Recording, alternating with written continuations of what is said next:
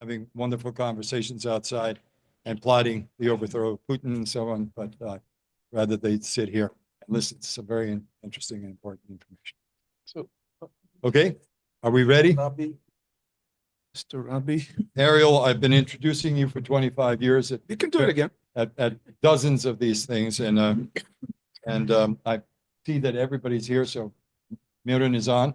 Okay, the next discussion, the fifth of our important panel discussions, is examining the state of Ukraine's economy, energy resources, and military industrial capacity amidst war. And the discussion leader is Dr. Ariel Cohen, a very old friend of mine, and perhaps one of the premier experts on Eastern Europe and Russia, in not just the United States, but globally. So, Ariel, it's my pleasure to introduce you and let you. Дякую, доктор Zaryckyj. Шановні пане та панове, доброго дня. This is approximately the range of my professional Ukrainian. I apologize. Well, because the freaking Soviet occupation of the Crimea didn't allow us to study Ukrainian language. We studied English. Okay. We have excellent experts. I've known Mr. Rabij for a while. Happy to see you. Mr. Wowczuk and Pani Assenova. After my opening remarks, I think we'll go to Margarita and then to Pan Wowczuk and then to Mr. Rabij, okay? I decided to do something a little bit different in terms of opening remarks. I decided to get to the economy after we look at the global context of how did we get to the sorry state. Sorry in the sense of where we are, where we're going. I think the fact that Ukraine fought the Russians for 3 years successfully, and actually, until a few days ago, or maybe until this day, they're fighting in Kursk Oblast, not just in Zaporizhia Oblast. So first of all, where we are today, as I was driving here, I was listening to C-SPAN's broadcast of the Trump cabinet on the air with the journalists and with the members of cabinet. And what is striking there, I think some people here, many people here, would understand that this is the first post-World War II global order, post-Cold War US administration. So the traditional Euro-Atlantic leadership that was necessary to support Ukraine is getting very weak. Why? There are, as the Marxists would say, objective reasons for that.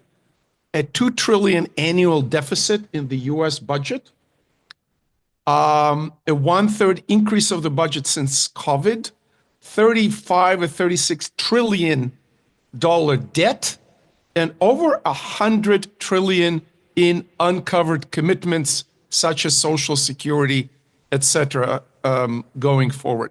So we are broke, and I think the fact that we're broke is driving, in some quarters, the rethinking of what can we do globally and where can we do it, where cannot do it. Notice that after a very staunch anti-China rhetoric, all of a sudden Trump is talking about having a wonderful relationship with Chairman Xi. Second of all, in Trump thinking, Europe is not a priority. Some people, I read somewhere that Joe Biden was the last Euro-Atlantic president. Why? Because he grew up during the Cold War, early Cold War. He was born in World War II. Trump was born soon after. Nevertheless, there is clearly a difference in the views. Another point. Ukraine went with this European-American, Euro-Atlantic commitment to the post-Cold War disarmament, including nuclear disarmament. As a result, we have the 1994 Budapest Protocol guaranteed by the UK US and Russia. Clearly for Russia, this was a piece of paper they could throw out, but also for the US now, it looks like we are not meeting those obligations. And the question is, who is going to insist that the Budapest guarantees are intact? Is it going to be UK, nuclear power France, and possibly future nuclear power Germany? Vladko, you and I talked a lot about future predictions. Write this one down. About 9 months ago, I was at a conference in Houston, Texas, of all things, with a senior member of CDU, of the Christian Democrat Union of Germany, who said, oh, we have consultations about how we proceed building nuclear weapons for Germany. I was like, really? Yes, really. Because with what's going on in Germany, I understand they cannot rely on the American nuclear umbrella. Now, as the war in Ukraine was raging, two major events contributed to, was raging since 2014. Two major events contributed to escalation in February 22. One was the optics of the withdrawal from Afghanistan. US looked weak and incompetent. But two, and things really warmed up, the personal meeting between Biden and Putin in Geneva in the fall of 21, when Biden already was presenting the signs of decline. And Putin, who prides himself on being a recruitment KGB officer, could not help by noticing that. And he probably thought this guy is no match. As a result, when the war started, US provided enough assistance to Ukraine to fight, but not enough assistance to win. And here we are now. Now let's segue to the topic of this panel and economic issues. First of all, on energy, Russia pretty much from day one started methodically destroying Ukrainian energy system. I was a consultant to a big Ukrainian energy company before the second round of hostilities. I know a couple of things about it. So when Russia goes and blows up transmission stations, transformers first, and then generating capacity, and then the grid, it is very clear what Russia is trying to do. And the excuses, of course, we're doing it because we want to destroy Ukrainian military, industrial, and military capacities. So far, according to my research, correct me if I'm wrong, pretty much all of thermal generation, gas and coal, were destroyed, and nuclear were 50% of the Ukrainian generation before the war. So guess what? 50% of the Ukrainian generation capacity is methodically destroyed by Russia. Nuclear is still standing, but if a reactor is standing, but the substations around the reactor are destroyed, or the grid around the reactor is destroyed, that reactor is not as useful. So that's what they're doing. And occasionally a missile comes and you saw it hit the Chernobyl sarcophagus on the reactor that is no longer functioning. You know, the Zaporizhia major station is defunct. So this is all very tragic and serious for Ukraine, but it's also a message for the Europeans. It's an intimidation message that if you don't do what we say, we will do this to you, be it Poland, Romania, or somebody else. Next, the question is, after this devastation, what will happen when there's a ceasefire? And the answer is, there are two approaches. One is the distributed generation. So you do, a little power station here and maybe a small modular reactor there, some green energy generation here, etc. So it's dispersed. Or you go back and you rebuild big reactors, big stations, and this discussion and debate is still out. And of course, the question is who's going to invest? Next, Trump's idea on rare earths. There are two different things that people often conflate. Rare earths are lanthanoids. If you look at the periodic table, there are 17 elements. Some of them are radioactive. Some of them are more rare. Others are less rare. If you mine for uranium or for other metals, you often have to add a lot of expensive capacity, but you can refine them. The ones who really cornered that market since 1990 are the Chinese. But that doesn't mean Ukraine or Russia or South Africa don't have those metals. They do. What you need is the supply chain. And the Chinese Communist Party in the 1990s figured it out and made all the decisions to have the supply chain. Can we do it in Ukraine? Yeah, maybe. Today, the global market, I looked it up once again last night, is $3.5 billion. $3.5 billion globally. The China controls 60% of mining, 85% of refining. So I said, if we're lucky, we'll get our money back from Ukraine according to this agreement that Zelensky is going to sign in 300 years. I'm not going to be around. You're not going to be around. Okay. There are also strategic minerals. That's a whole different story. That's lithium and aluminum and chromium and all other vanadium, all other metals mostly.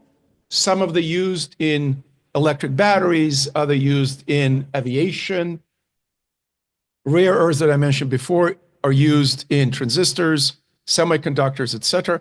But strategic minerals is a whole different story. These are non-ferrous metals, but both require tens, maybe hundreds of billions of dollars of investment.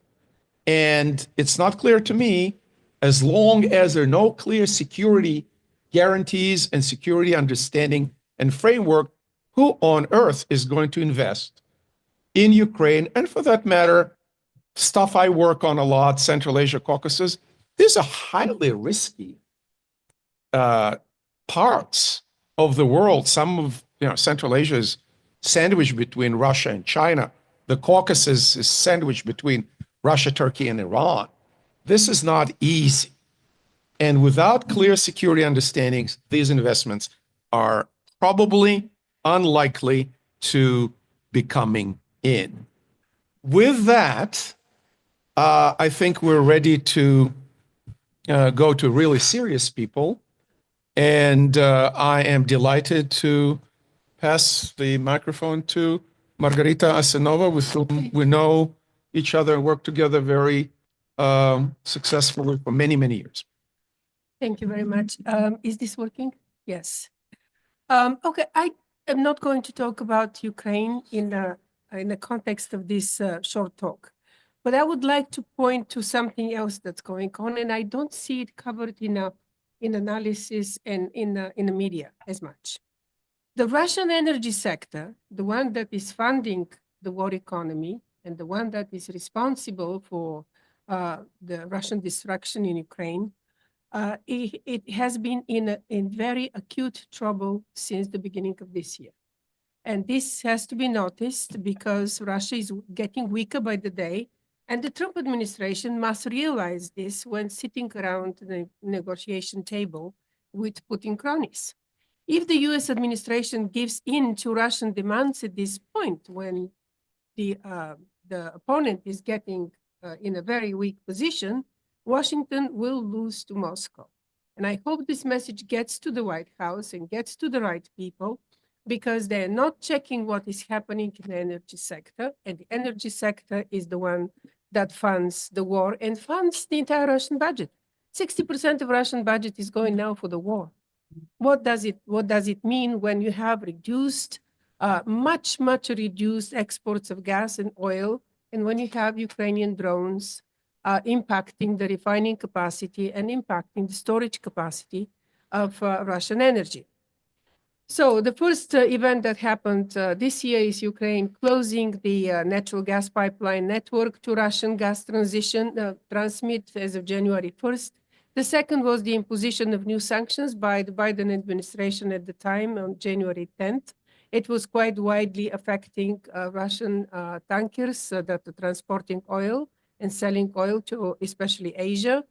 And the third is the Ukrainian drone attacks. And I'm sure that Zenovy is going to talk a lot more about the innovation in production of drones, which is pretty significant. And this is becoming Ukraine's new weapon to bring the war to Russia on the one side, on one hand, and two, to weaken Russian energy sector. It was a historic development, the fact that Ukraine closed down the gas network, because that actually meant that the entire Trans-Siberian corridor, the Trans-Siberian pipeline, was closed down. The entire Western Siberia, Western Europe transcontinental gas transportation system is now redundant.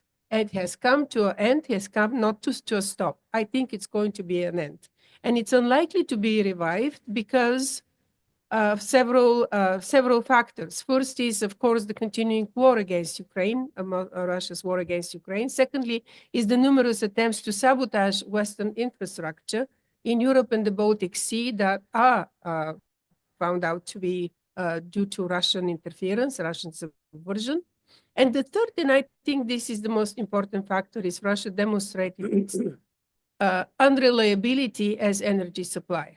It stopped supplies to different countries. It suspended to Bulgaria, to Poland. At some point, it's suspended to Germany. It's just not a reliable supplier of gas and oil. So everybody in Europe is now looking for alternatives, not only in terms of oil and gas, but also relying on renewable energy sources. As it was announced recently, 50%, for the first time, 50% of European gas sources, electricity production, European electricity production now is coming from renewable energy sources. That's never been the case before. So the only operating pipeline for Russian gas to Europe now is Turk Stream, which delivers about 16 billion cubic meters to Serbia, Hungary, Slovakia, sometimes Czech Republic, and Austria. Hungary is receiving the bulk of this, about 7.5 billion cubic meters. And Russian LNG supplies to Europe have increased, but not by that much. But the increase is under 3 BCM a year compared to 2022.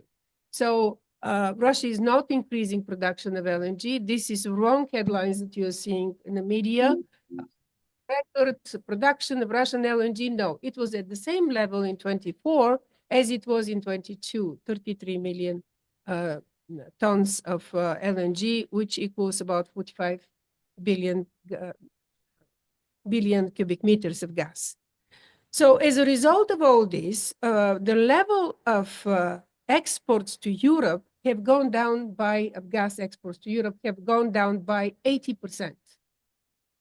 And the oil that is going to the lucrative markets of Europe, that's the gas going to the lucrative markets of Europe, but the oil that goes to Europe is also down to only 3%.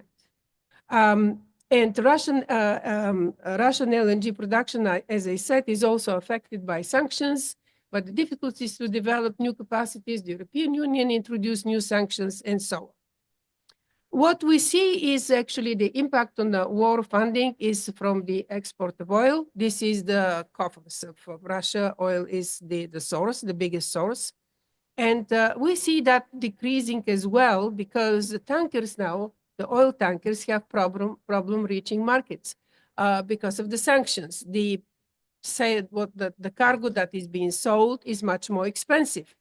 So the limited supply of non-sanctioned tankers drive up the shipping costs, and prices of Russian oil have increased by $3 to $5 a barrel to Brent on delivered ex-ship basis, so to China. So this is a major development that if the Biden administration managed to succeed in the last minute to introduce these sanctions, if those sanctions are somehow reversed, we're going to see a very big change and ability of Russia to continue funding the war.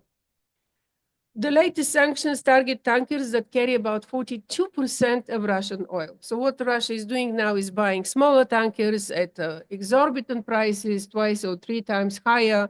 That is driving the cost of oil high. That is driving the transportation cost much higher.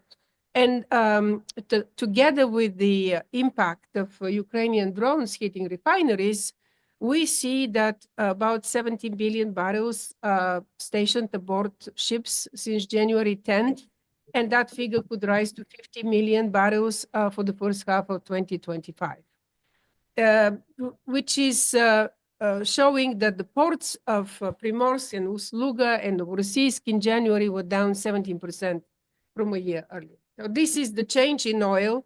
And as I mentioned, the Ukrainian drone attacks have incapacitated about 10%. I think it's even more than that, the refining capacity of Russia. 17% was a couple of years ago when they first started attacking, last year, when they started attacking Russian targets. But having in mind that Putin already faces a budget deficit that has totaled more than 100 billion since the war began, Finance Ministry statements and data show that. So it's not, this is the official, actually, this is the official data of the Russian government. It could be a lot more than that. Any hit to the oil income impacts the economy directly, with oil revenue of 192 billion in 24, according to the International Energy Agency. So this is where it needs to hit more, not less. This is where compromises should not be made. The opposite, more strict measures and more tough measures against Russian energy sector and against Russian economy. And if the White House thinks that we have this big, mighty Russia at the moment, that we need to give part of Ukraine to appease, to stop the war, they should think twice. The economy is not what it was. The energy that is delivering money for the war is not what it was. And this is putting Russia in a weak position. And the US administration needs to realize that, because Trump, instead of a winner, could become the biggest loser.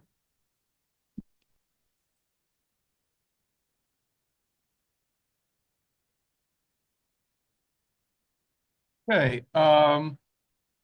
Wowczuk, what are you going to tell us about the Ukrainian military industrial capacity?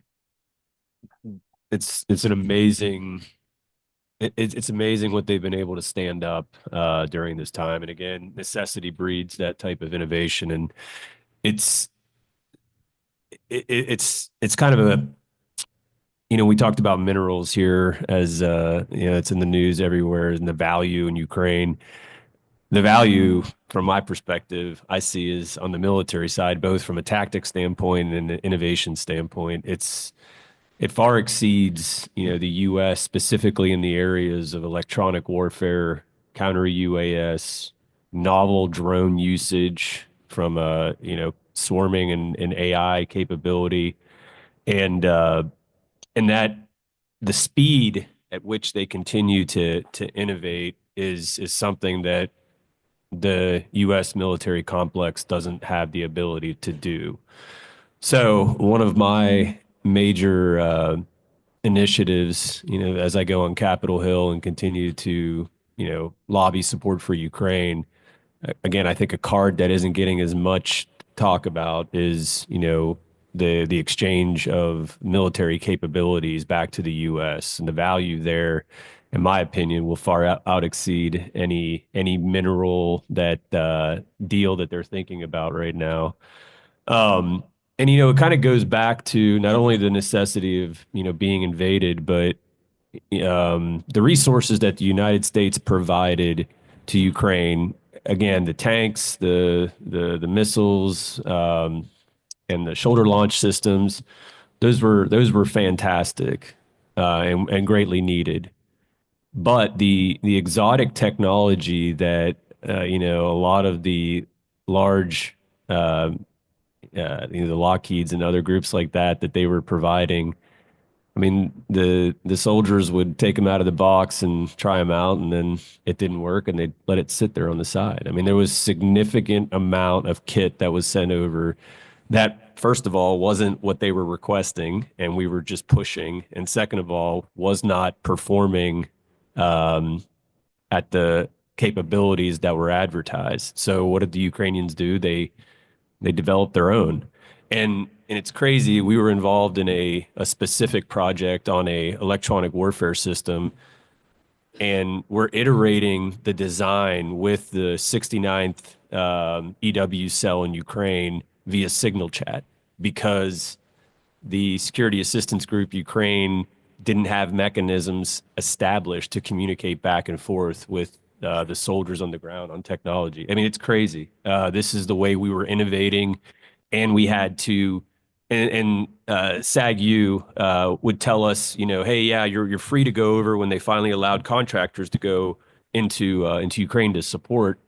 They said, but you know, the process takes too long. You know, go over as just a visitor, you know, with your own passport, not through the government. And by the way, if you're trying to take the kit over there as well, you find a creative way to get it over, because our process, by the time they need it, didn't mesh up for the requests. And I heard a story too, as these request documents were coming down from the Ukrainian MOD and from others. I mean, they got so frustrated that they were putting requests in, but they were getting other technology, because that was what the big primes and what was on the shelf, what the U.S. was pushing over. So at one point I heard, you know, Budanov put a request in for a nuclear submarine just to see what the hell would happen, right? And I still want to get that request document and have it framed, because I think it was a great, you know, just FU really to the U.S. and saying, you know, you're saying you're supporting us, but you're sending us over kit that's not working. So what are we doing here? So again, but again, what the Ukrainians have created from a military industrial base must continue and ramp up post any ceasefire or end to, quote unquote, this part of the war. They've shown they can do it. They've also shown that they're opening the eyes of, again, Europeans and everywhere across the world, that the technology is really superior. And I believe the United States needs to become a big customer of Ukrainian technology, because as I've said, the systems we have here will not and do not perform on this modern battlefield, where there is intense electronic warfare, intense unmanned systems flying around, and the frequency and the battlefield is so dirty from a radio frequency perspective. Our systems were developed here in the U.S. in a perfect laboratory environment, which is not the battlefield. So we're trying to lobby Congress to set up a program, I believe, that would, you know, once the war is done, have that technical exchange back to the United States. And again, I hope, you know, this is something that President Zelensky continues to tell, you know, President Trump, that, hey, your baby's ugly. Your military is not in the shape that it is. And again, he's not. We know we don't want to hear that. The president of the United States doesn't want to hear that, but it's the scary truth. And so, again, all the talk of minerals, I think, is I mean, it's flooding. It's the interesting thing, but the innovation and the military support, or the military might, that the Ukrainians have showed, in my opinion, far outweighs any of the mineral deposits in Ukraine. Well, this is sobering, to say the least. And now to Myron Rabij, please. Where are you? I'm comfortably situated in New York City. Hello, everyone. And it's a pleasure to be with everyone. And Ariel, Margarita, and Zenovy, nice to participate with you. Ariel, always good to see you. Margarita, it's been a while. Zenovy, hello. I think all of you have raised very good points. I like the approach of Ariel on the global economy, and Margarita as to the leverage that the United States can exert against Russia simply by waiting Russia out, which goes contrary to what Trump wants to do mentally, that he wants to fix it tomorrow. And the burgeoning drone and defense industry of Ukraine that you present, Zenovy, is also obviously of great interest when we're talking about the economy. Now, we're talking about the economy and none of us are economists, which is always of interest. But I think when we speak about the Ukrainian economy, we have to think about a few things going forward. One, we have the economy now, and then we have the economy when we're reconstructing. When we're reconstructing, we have to think of what we are reconstructing. How much territory will Ukraine actually have? Because all of the World Bank estimates and how much money is required to rebuild Ukraine includes rebuilding all of the regions under occupation. And realistically, we won't have those to rebuild immediately. It may come over time. So we have to consider what the real cost of rebuilding will be. Ariel, you're absolutely correct. In terms of priority, energy infrastructure has to be number one. The electricity grid, the substations,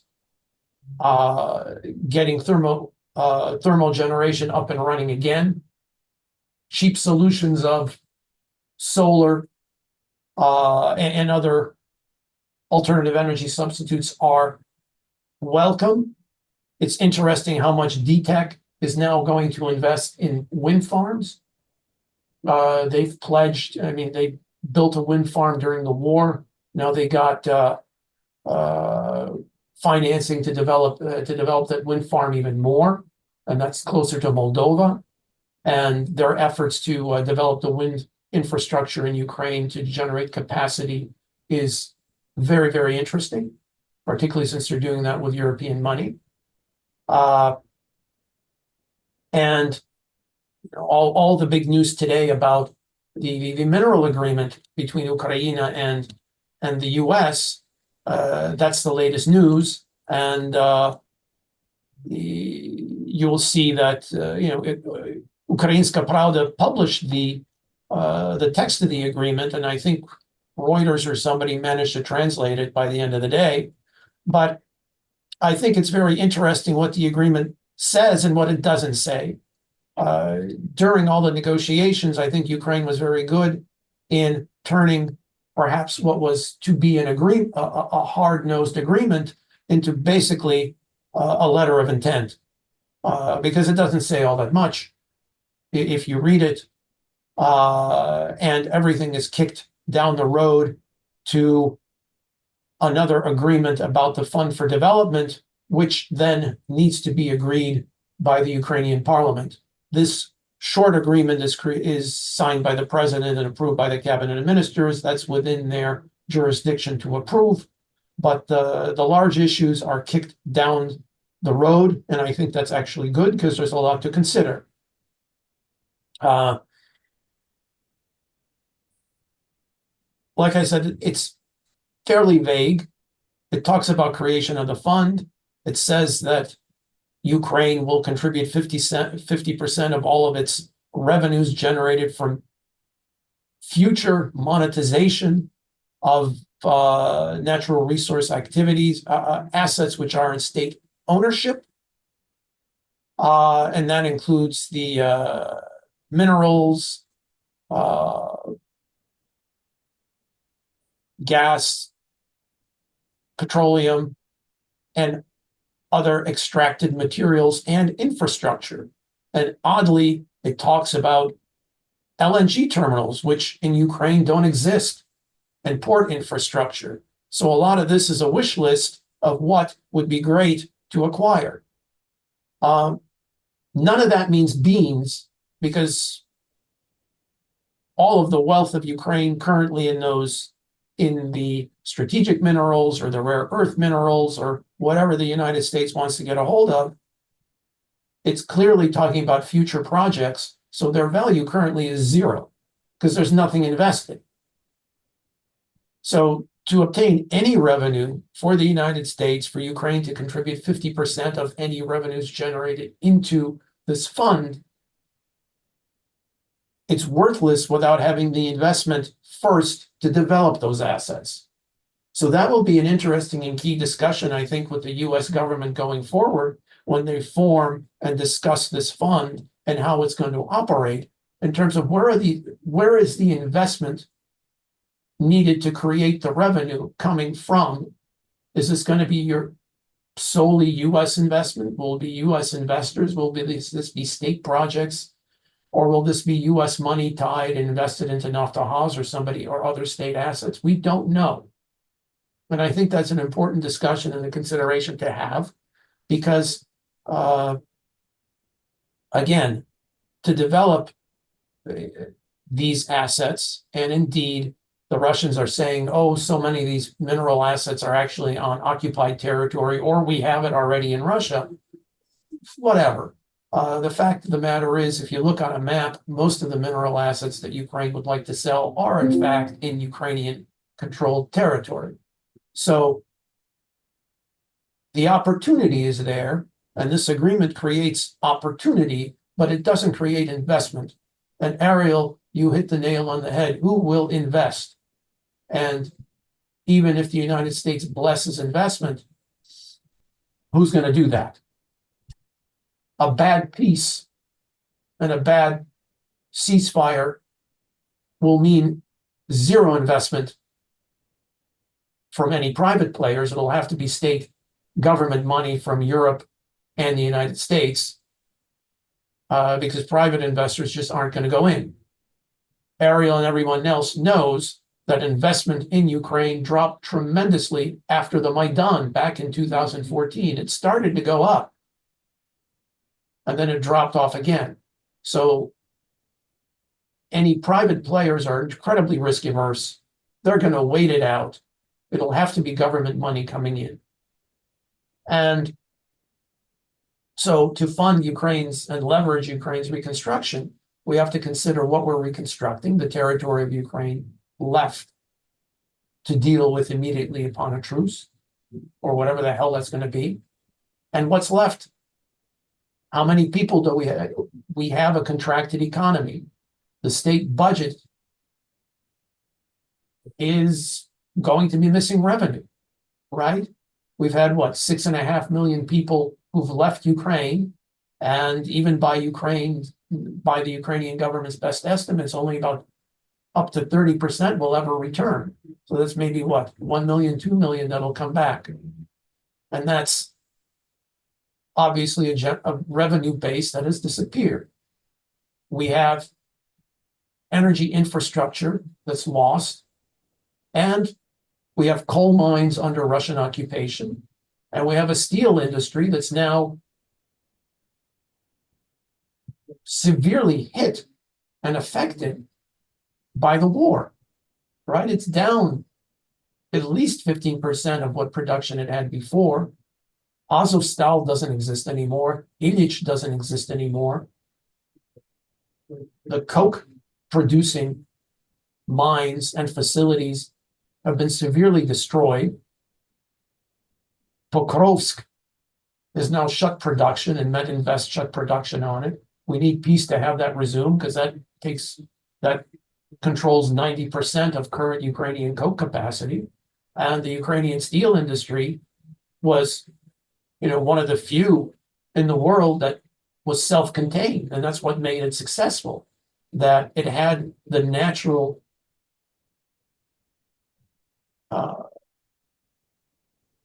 resource base and facilities to be a self-sustaining enterprise that didn't need a lot of imports to generate competitively priced steel. And unfortunately now, if it'll need to import, that will affect the pricing of Ukrainian steel. And some estimates are saying that it'll knock up the cost by 30%. So how competitive will steel be on the international market for Ukraine? And that's something to consider. Agriculture, of course, is bouncing back. It's had a very good year. They had a shitty harvest last year. They're apparently looking to a better harvest this year. But we have to understand that, we're 15% of Ukrainian territory is currently of agricultural acreage is still occupied by Russia. And there's some stats to saying that, okay, Ukrainian production on agriculture has increased significantly over last year, but that's still significantly down from what it was before. The maritime corridor that we've established has helped, and hopefully peace would allow the port infrastructure to develop back to where it was. But, we're significantly down against the numbers we've had in the last 10 years. I think the statistics against that a lot of people see that, comparing the Ukrainian agricultural market 2022 and 23 against 2021 is a bit misleading, because 2021 was a banner year for agriculture. And I think it would be, if we look at what Ukrainian exports and agriculture and production were in 2023, that's comparable to, say, 2020, 2017, 2015. But still, we're down. And how much we're going to rebound, that really requires peace, and a lasting peace. Also, in terms of what's going to happen on Ukrainian agriculture, I was reading an interesting piece where they're saying that, where an analytic was saying that, rapeseed, sunflower oil, corn, these are Ukrainian international exports that will go up over time and over the next 10 years because pricing is going to go up. But, for example, soybeans and wheat will increase after a war, but then may decline because international pricing on those commodities is starting to slow. A lot of issues for economists to consider in terms of where Ukraine should invest. Myron? Yeah. Myron, I get signals here from the management that we need to go to Q&A. I think that's a very good idea. So I'm going to stop and let's do that. Have a concluding paragraph if you want to. Well, so thank you. I think it's critical now for people, when considering peace talks, to consider what the Ukrainian economy will be afterwards, what we are reconstructing, what we are developing, and prioritizing what needs to be reconstructed first. Thank you. Thank you very much, Myron. I think the panel did a tour d'horizon, as they say in French, the 360-degree view, and provided a nice balance of political risk and core energy and econ and also military-industrial complex. Let's move to Q&A. Please introduce yourself and make it a question, not a long comment, and keep it to about 30 seconds to 45 seconds. Gentleman here, yes.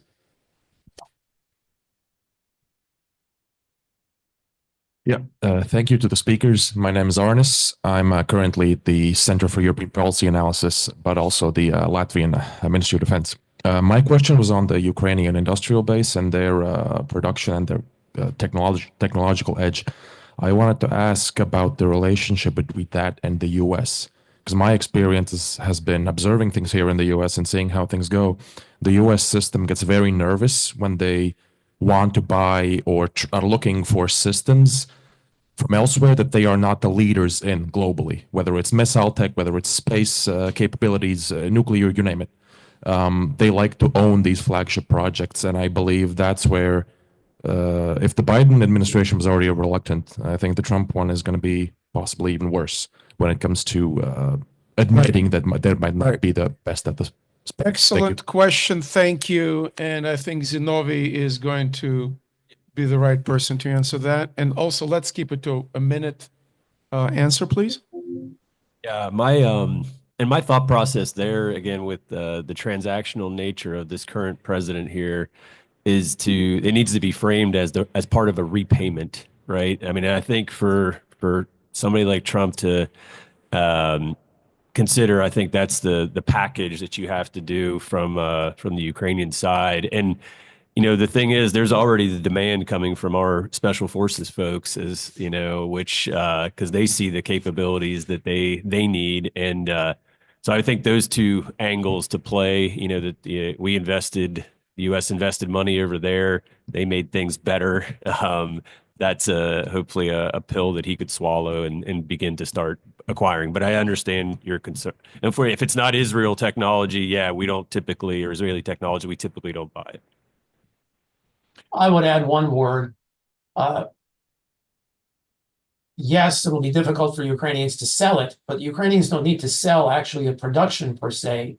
They need to joint venture and sell the intellectual property associated with it. And that's where the value is, because then for the American market, Americans can produce it if they want for the American market, but the Ukrainians have the know-how to show them how to do it. I would add that the ones who should be really looking in investing, joint venturing, or buying systems, joint venturing, or investing in the long term are the Europeans. The Europeans are behind the US. I visited German aerospace companies, and I felt and saw after visiting American companies, they were 20 or 30 years behind. Let's move on. Let's do a balance. A lady in a beige suit over there, please. What's her? Anna. Hi, thank you. Anna Davis from Jamestown. A question about possible crisis points with the energy infrastructure in Ukraine. There are millions of Ukrainians who are not in Ukraine right now. So when the war ends, they'll come home. So the capacity of the electricity grid is not where it needs to be. So how do we see that panning out? What possible discussions do we need to be having about that? Okay. Margarita, please. Yes, this is a very important question. One thing, if the peace is durable, stable, yes, we're going to see people returning to Ukraine from other countries. Some of them can't wait to join their families.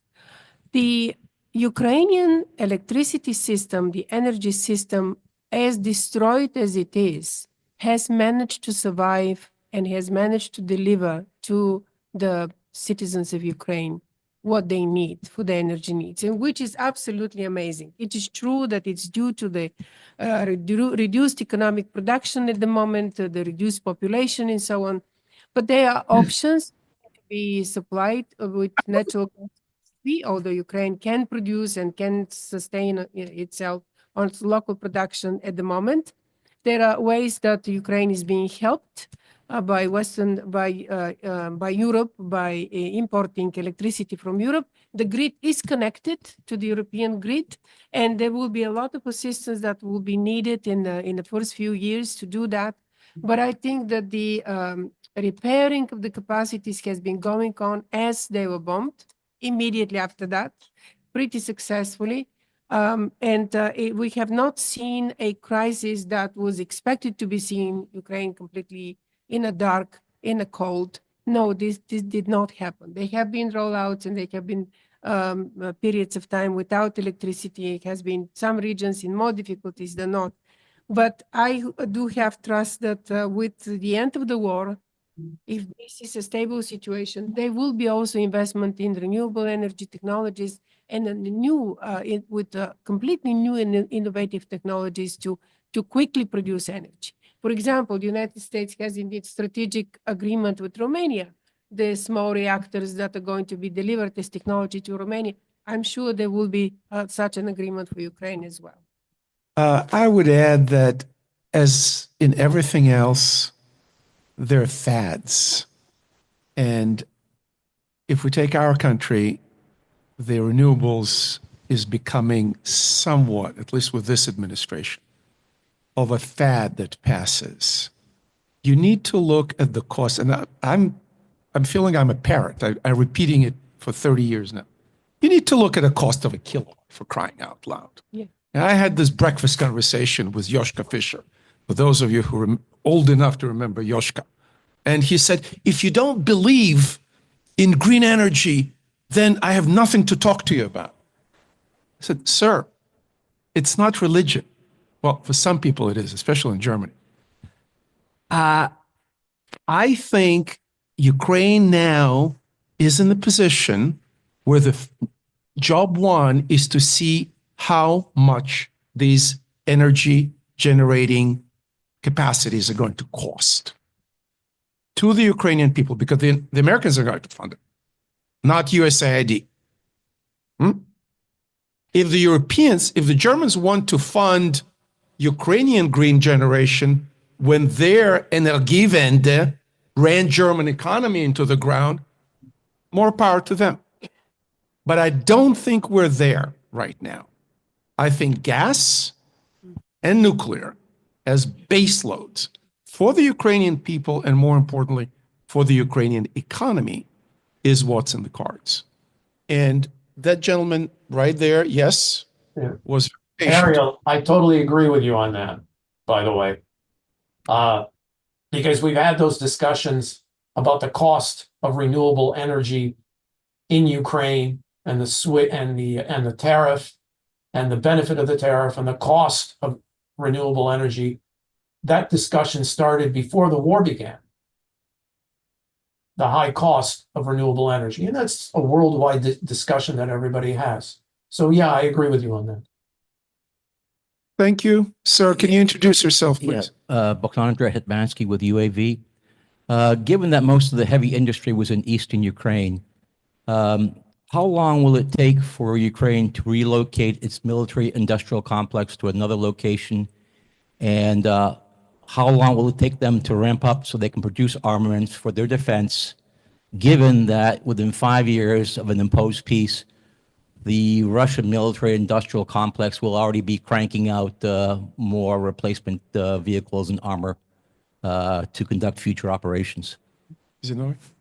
Yeah, I mean, that's a great question. And, you know, I think that part of the complex, that will take time to spin up. I know there's some engagements with the Germans going on, and some things right now where they're trying to stand up some production facilities over there. But that's the longer investment that'll have to come.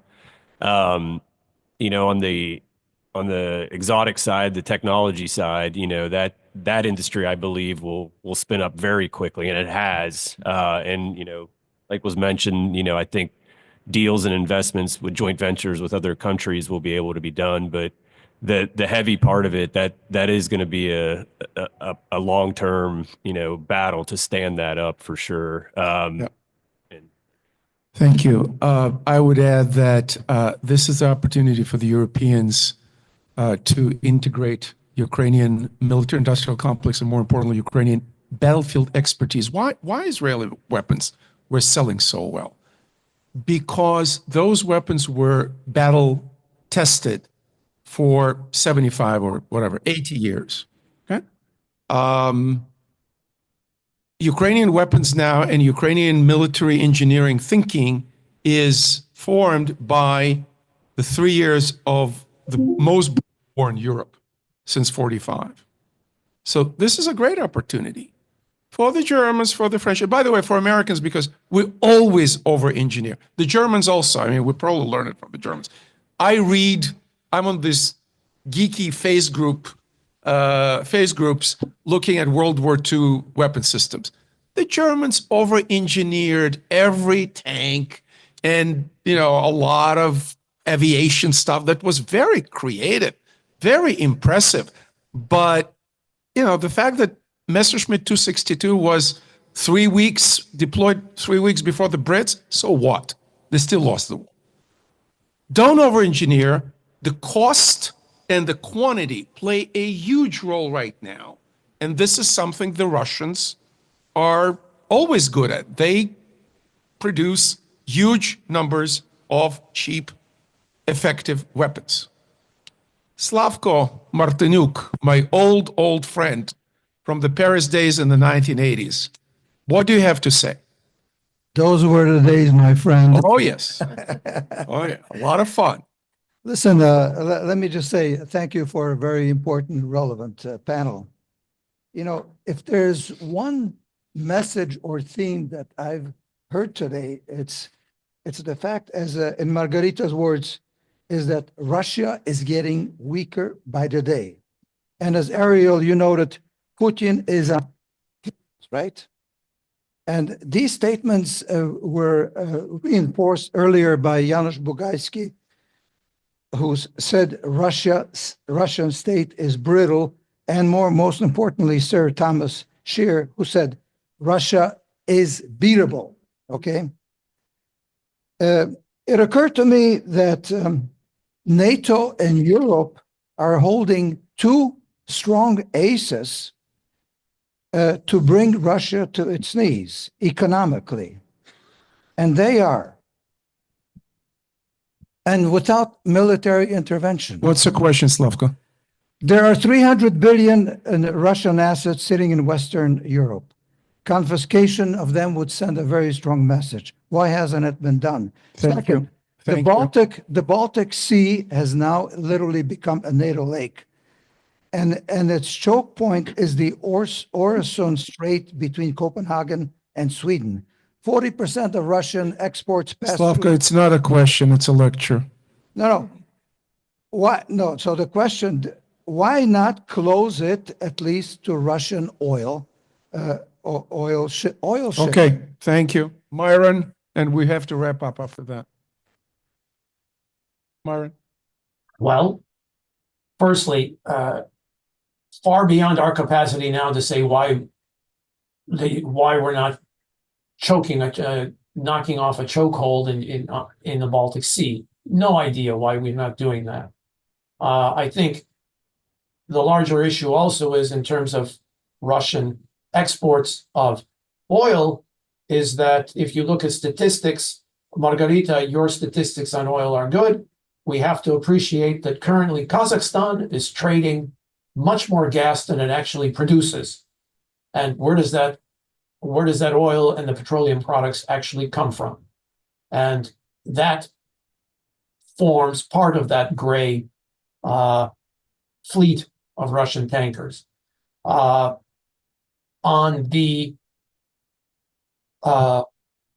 seizing the Russian assets abroad, there's a lot in the press now that more and more Europeans, in fact, today I was reading it, that more and more are inclined to actually do that because they realize they need to get the money to fund Ukraine post-war because the United States will not do it. So I think more and more people are going to do that, and the voices will rise in support. The Europeans and everyone was hesitant to move that forward because they were concerned that if we confiscate the assets, there's a lot of our money in China, and China will confiscate our assets. Why they're concerned that China will just arbitrarily confiscate European assets, I do not know, but that was a major concern for the Europeans that they do not create a precedent that will bite them in the ass later in the future. That's it. Bite them in the ass is a legal term, correct, counsel? It is. I always use as much legalese as I can. So.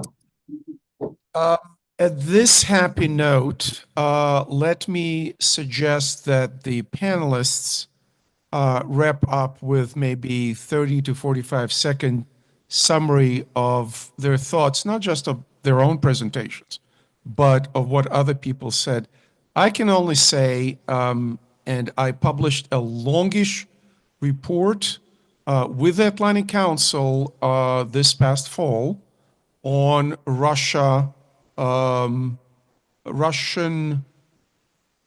difficulties in the war, including the econ and business difficulties. And I said strategic patience here is very important, and my colleagues, I think, agree. Secondly, I think that regardless of who is in power in Washington, the long-term US strategic priorities of not allowing an outside hegemon to dominate Europe remains a sine qua non of American foreign policy. And yes, we are facing very serious domestic fiscal and financial problems, but Europe and the security of the Atlantic Ocean between us and the Europeans remains a top security priority for the United States. And in that respect, what Putin tried to do in 21-22 was not just occupy Ukraine, was not just try and create an Eastern Slavic core dominated by Russia, Belarus, and Ukraine, and Russia. He was trying, and he is trying, to shift the balance of power in Europe, and therefore in Eurasia, and therefore in Eastern Hemisphere. That is directly contradicting long-term American national security priorities. Absolutely. The building of a multipolar world that Putin wanted. And now we see the United States, regardless of the financial debt, it's still standing as a world superpower. And we see that desire, that design to be a part of the multipolar world is just collapsing because the economy is not where it was 3 years ago. As we mentioned, 40% of Russian income to the budget, Russian revenue, is coming from oil and gas. And 40% of Russian government spending is going on the war. So what does it tell us? Stop the, reduce the ability to export. That's going to impact even further the budget, and that's going to impact everything else. We're talking here about a huge loss of manpower. We're talking about loss of men who are maintaining the infrastructure in Russia. We're talking about society that will wake up one day and realize that this is affecting them.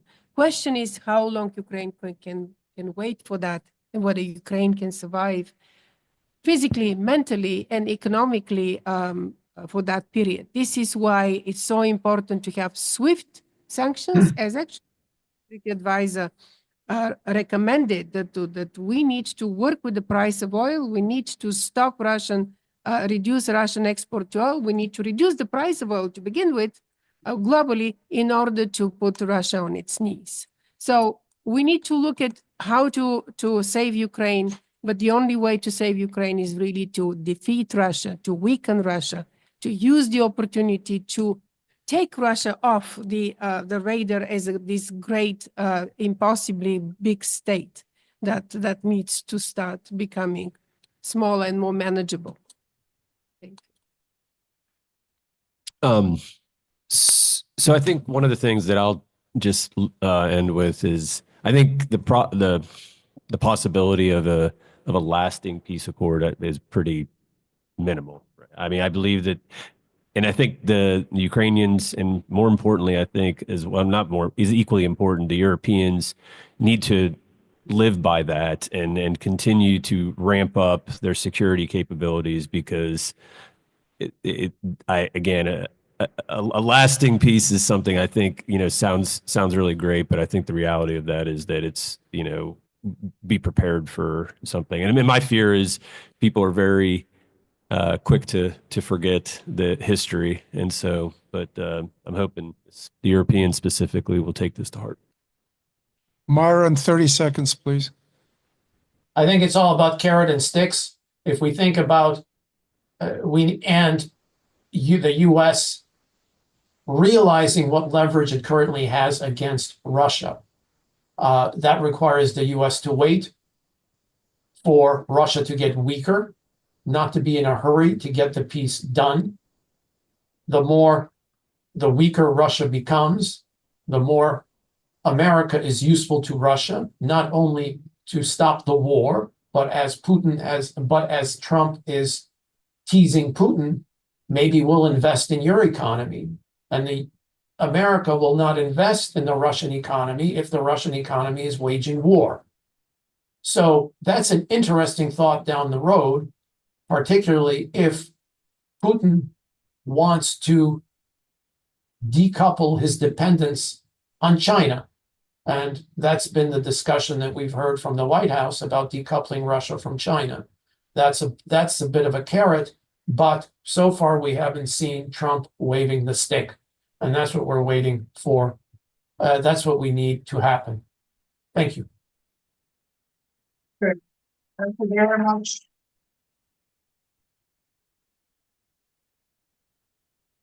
Thanks, everyone. Thank you very much for this panel. It was a very good and informative on some levels, and I must say, Myron, Myron did was a bit of dirt there, but the fact is that, thank you, this was very, very important. And I actually would want no one to leave the room because we're about to do the last panel, and it probably is the one that really might stir interest on a different level. It's about the end game. And so I would ask everybody, if you want some coffee, go out, you get a cup right now, but get into the seat in 1 minute. In 1 minute, because we're going to start the last panel. It's the last panel.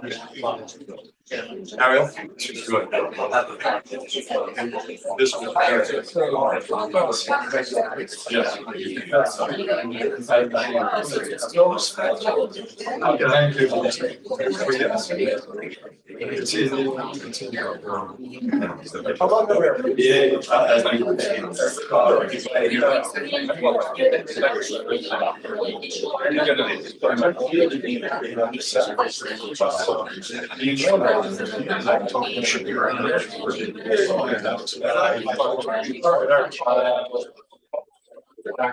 Again, I'm getting close.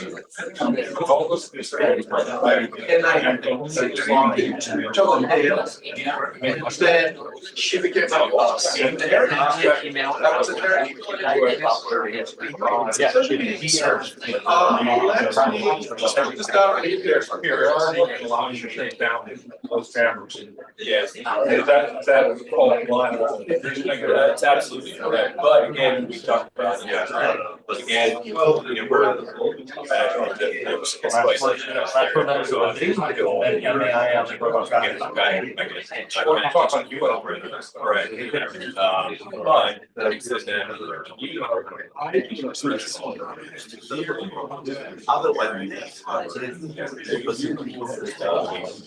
technology.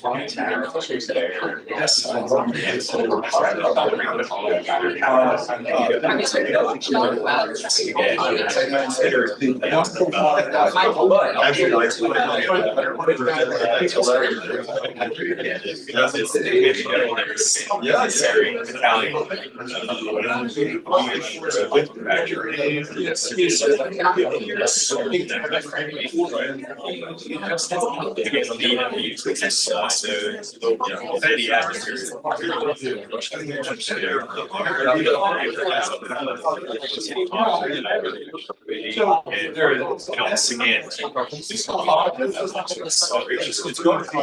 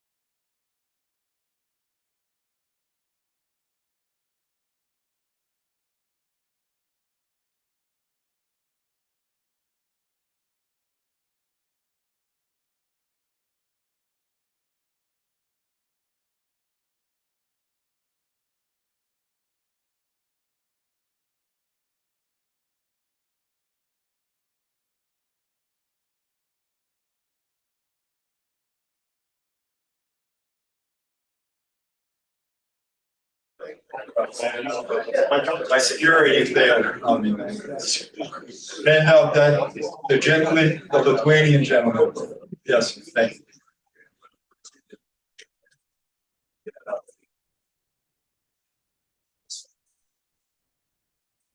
I promise you, the last one, the dialogue discussion, panel discussion 6, envisioning an endgame for the Russian-Ukrainian war, victory, freeze NATO security guarantees, freeze general security guarantees, or other, and we had the other as a result of the last 2 weeks. This is an essential topic. It's the topic that concerns Washington today, and in the next couple of days. There are things going on at the very moment we're running this. I know we had somebody have to go to White House in the middle of our conference. But this one, the books that we assembled.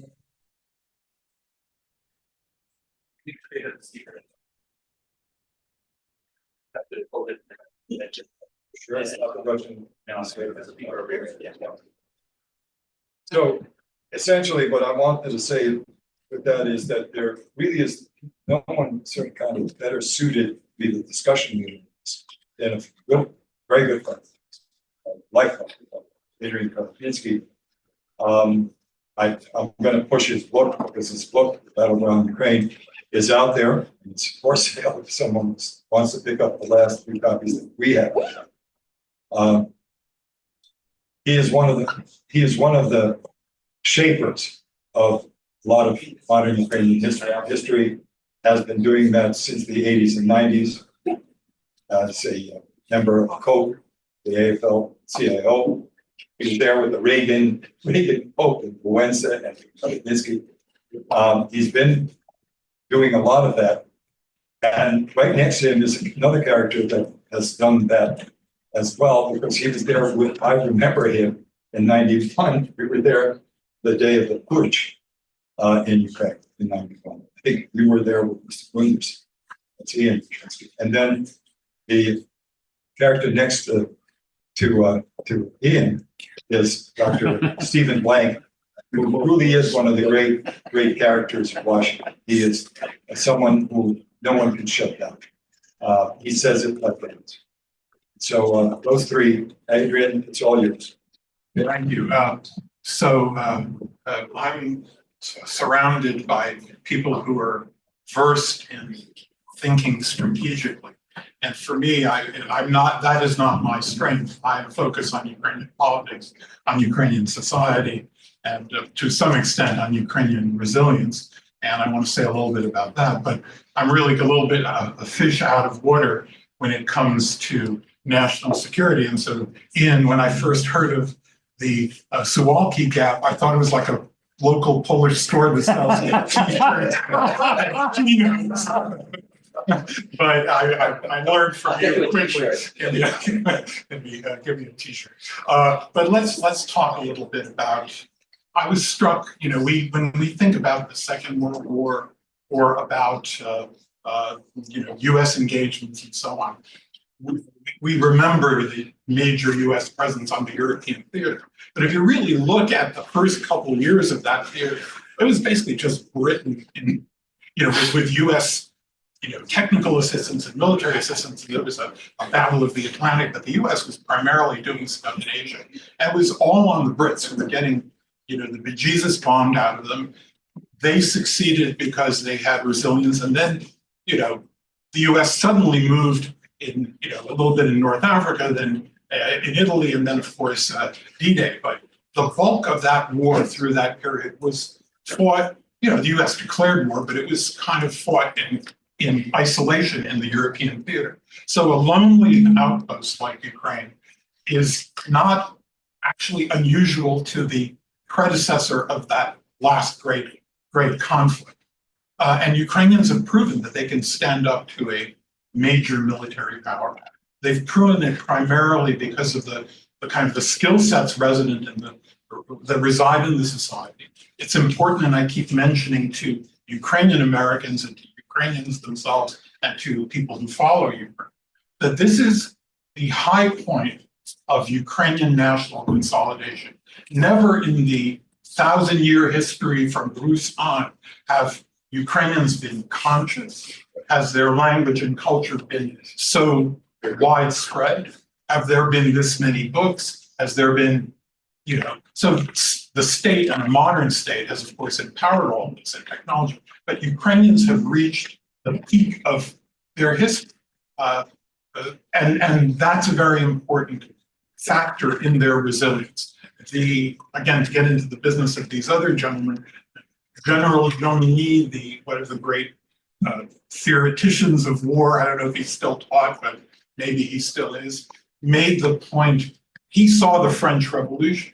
And the French Revolution, the French were, fighting they had a crazy internal revolution. They were, fighting one another, destroying different elites, et cetera, et cetera. Things looked very dysfunctional, but they had a revolutionary spirit, and they were able to, to lash out and take chunks of Germany, take chunks of Belgium.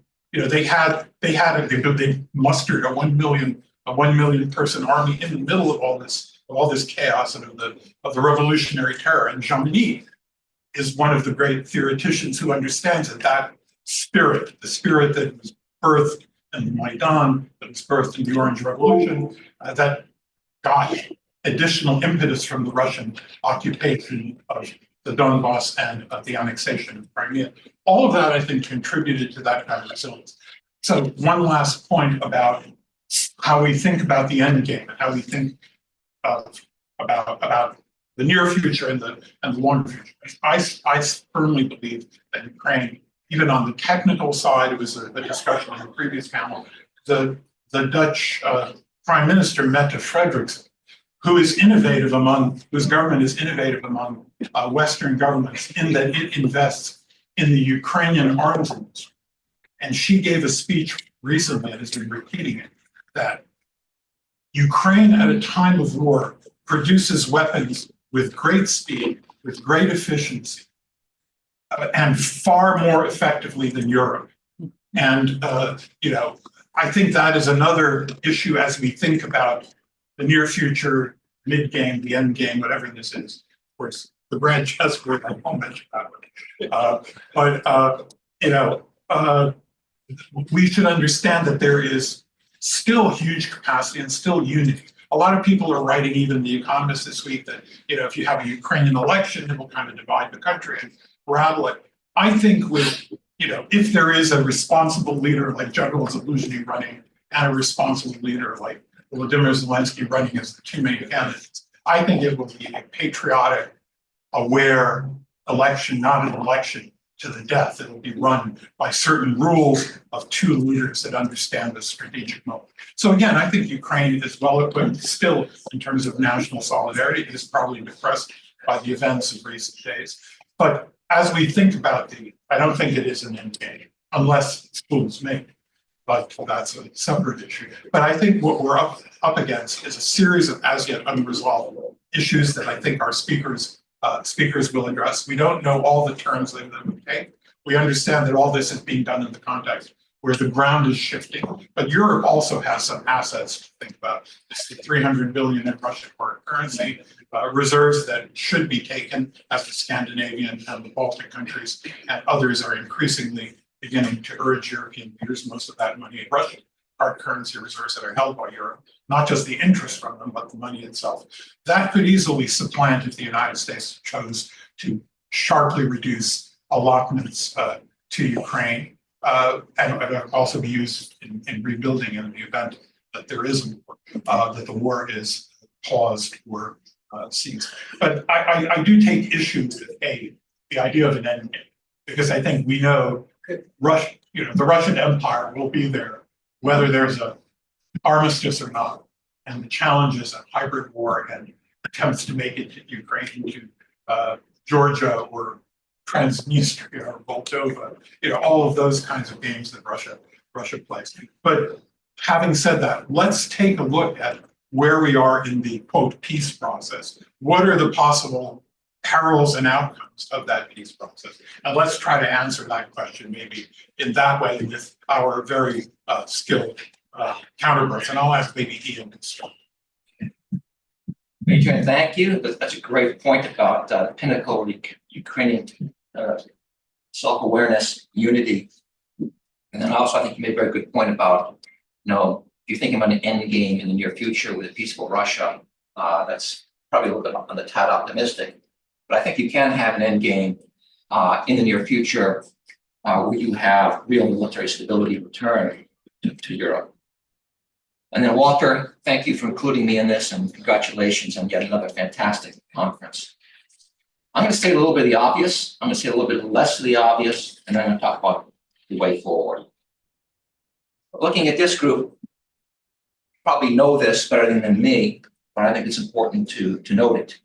Of course, on last Monday, we had the anniversary of the second phase of this 11-year war. I think it's important to think about what the impact on Ukraine has been. Somewhere around 500,000 battlefield casualties, countless civilians killed, millions displaced. We're talking about a war of Russian atrocities, summary executions on the battlefield, summary executions of civilians in occupied areas, torture of prisoners of war and civilians, rape, kidnapping of children. We've got massive destruction of Ukraine's infrastructure, an intentional effort by Putin basically to starve out and freeze out the Ukrainian population. And of course, it's a war that's featured unbelievable courage, determination, innovation, steadfastness of the Ukrainians against a hegemonic dictator determined to eliminate the Ukrainians as a people. That's what's been happening these last 11 years. What's at stake? When we think about the end game, I think it's important to remind ourselves what's at stake, at least from an American perspective, from a broad European perspective. There are 5 or 6 things for me that are at stake, and that should kind of shape our approach to shaping an end game. Well, first of all, as I just mentioned, we're talking about an existential moment for Ukraine. It's facing a country that's invaded and is determined to destroy it. From an American perspective, there's a moral dimension to supporting Ukraine on that, and it's the dimension of supporting a de facto ally, an ally who's a transatlantic outlook, a commitment to transatlantic security, who's contributed to U.S. military operations globally. The rules-based international order is at stake. That's the laws and the rules and the principles established after World War II. This is the basis of spreading global prosperity and freedom. And people don't like that because it sounds like gobbledygook. Just think about the word sovereignty. If you really believe, quote, unquote, in sovereignty, you want to support Ukraine because that concept is being trampled. Third, think about the role of nuclear weapons in this conflict and what it means for global competition. We now have a war in which the West, including the United States, has basically succumbed to nuclear intimidation, nuclear coercion, repeatedly by Putin. That is a proliferation dynamic. That invites others to secure nuclear weapons, perhaps for their hegemonic ambitions or for their own defensive ambitions. I think it actually increases the risk of nuclear war because when you feed someone who's exercising, when you respond, you reward someone who's exercising nuclear coercion, you encourage that coercion to be exercised again and again and again, and it's just human nature. When you have the threats repeated over and over again, you're increasing the likelihood of acting on it. Russia's evolution is at stake. If we reward Putin with territory, with a victory in this war, he's going to come back for more. That's a precedent and set historically. I think Russia's future as a democracy is over if it's able to suborn Ukraine. Stealing from my dad, who was a Sovietologist back in the day, and he always warned that if Ukraine suborned to Russia, Russia will never be a democracy because empires by definition can't be democratic. I think the credibility of NATO and the United States is at stake.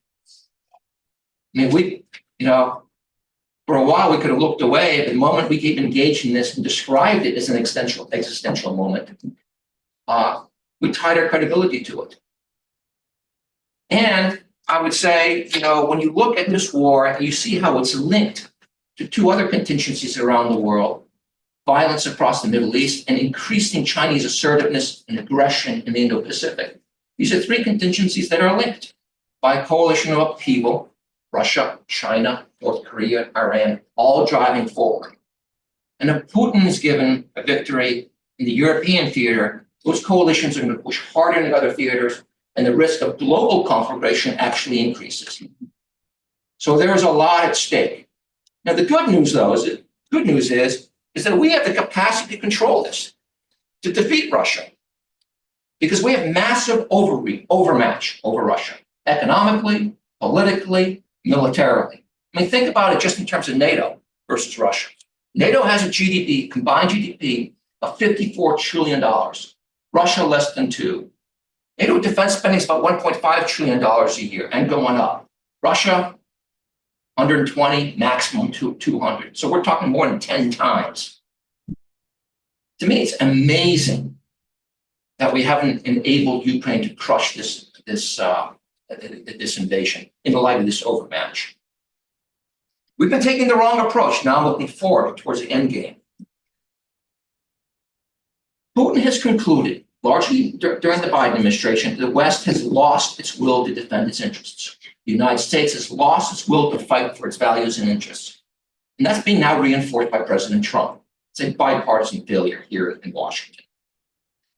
You know, if you want to influence Putin, you got to think like a Soviet. You know, when we're going out and talking about how desperate we are for a deal, we're seeking negotiations, that just communicates either desperation or desire for alignment. That's a wrong message. When he sees that word, he sees a white flag, signals capitulation, encourages him to drive on. What does a Soviet think? They think about correlation of forces, if you remember that phrase. That's why Putin thinks. We should be thinking about how do we get into a perception of correlation of forces against him. No, what do you do? Well, toward that end, you leverage that overmatch. Thanks for the warning there. I think I'll make it.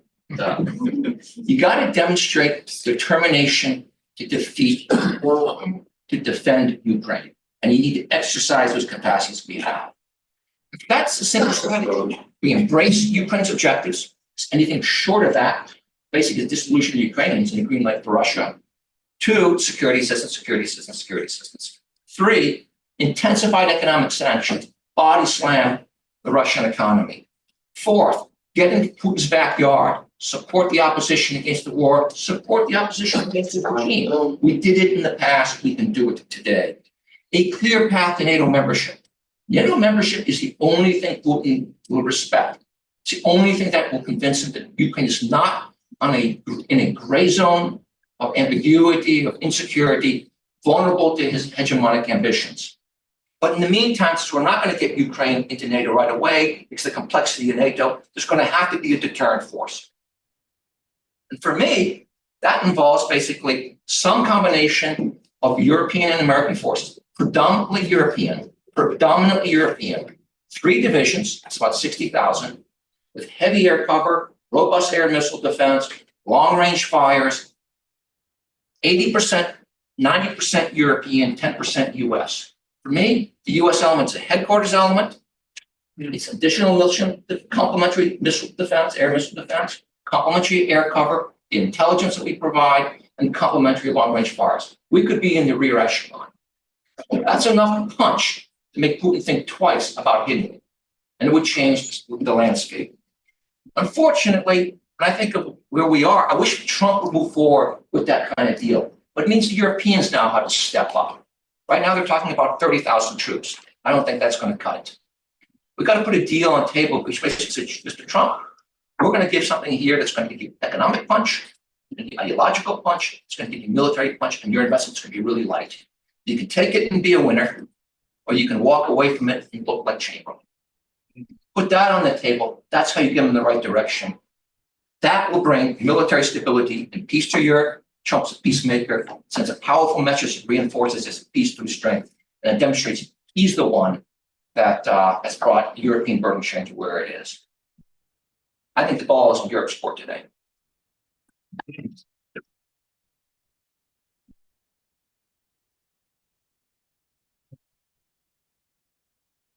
Originally, Walter asked me to talk about victory.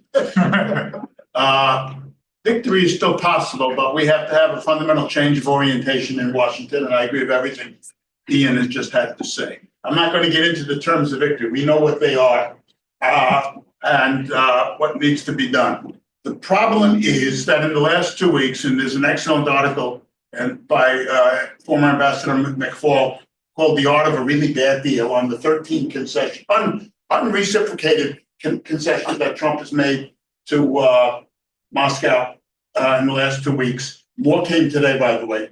And the fact is that, as James Scher said earlier today, although Ian's diagnosis of what is needed at a minimum for Europe to step up is correct, I don't think Europe can do it, and it's not going to happen anytime soon. All we have heard is talk. I got an email the other day from Robert Silverman. He's the editor of the Jerusalem Strategic Tribune. And he said, I'm getting sick and tired of how many times have you heard the Ukrainians say, we're going to spend more on defense? Talk is cheap. Great Britain said, we're going up to 2.5%. Wow. 2.5% of our GDP. And if you read Keir Giles's new book, you see just how bad things are in Europe. Friedrich Merz, God bless him, I hope he succeeds. But how many people want to see Germany sharing in control of nuclear weapons in Europe? Certainly not Mr. Putin. That's a red flag there. And Poland wants to have nuclear weapons deployed in Europe, as I wrote this earlier this week. That's another red flag to Putin.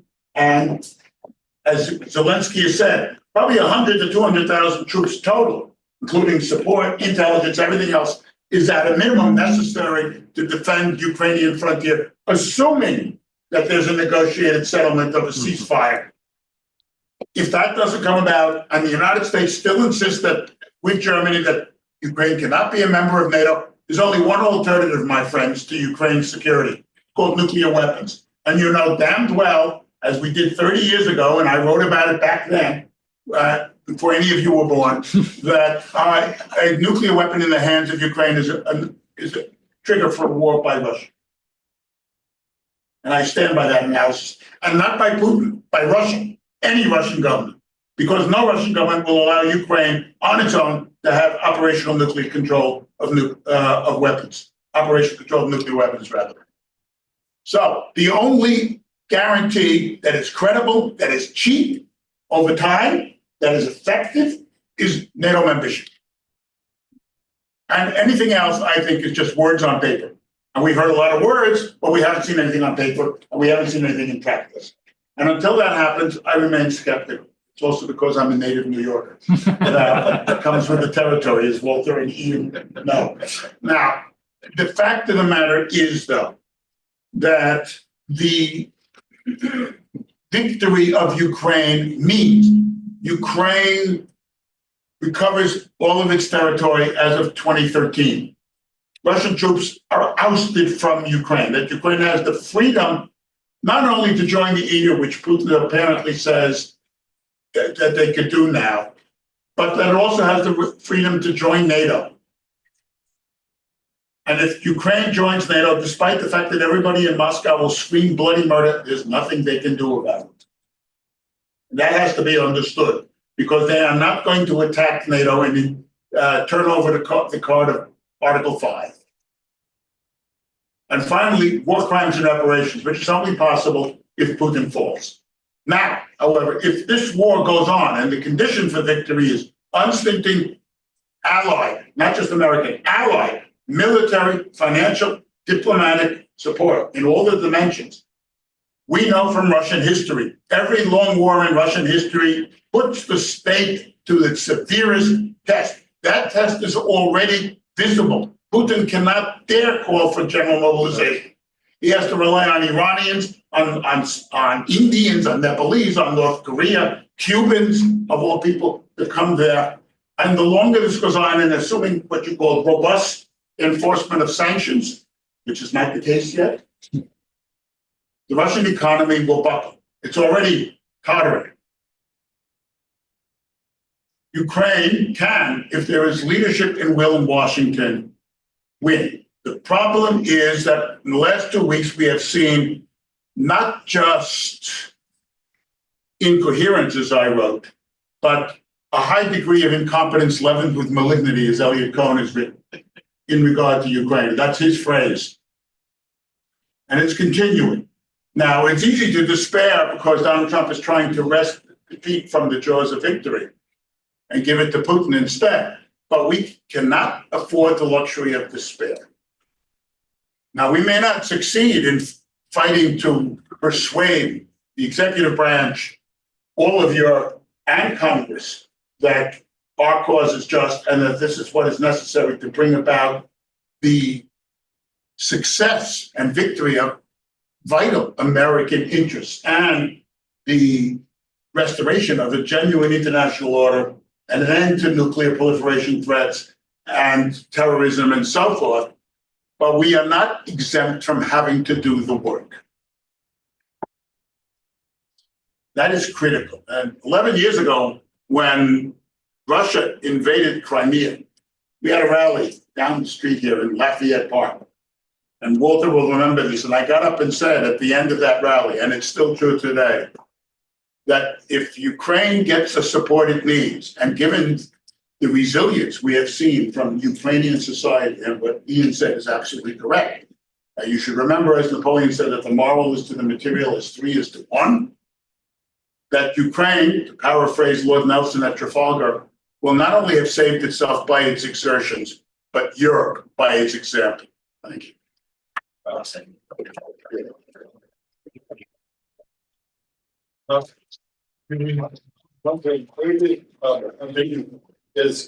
So we have this panel, yeah? We have this panel. Okay, so we were potentially going to have 2 people on Zoom, but we have, that way we have more time for people who are very steeped and learned in the questions that are asked.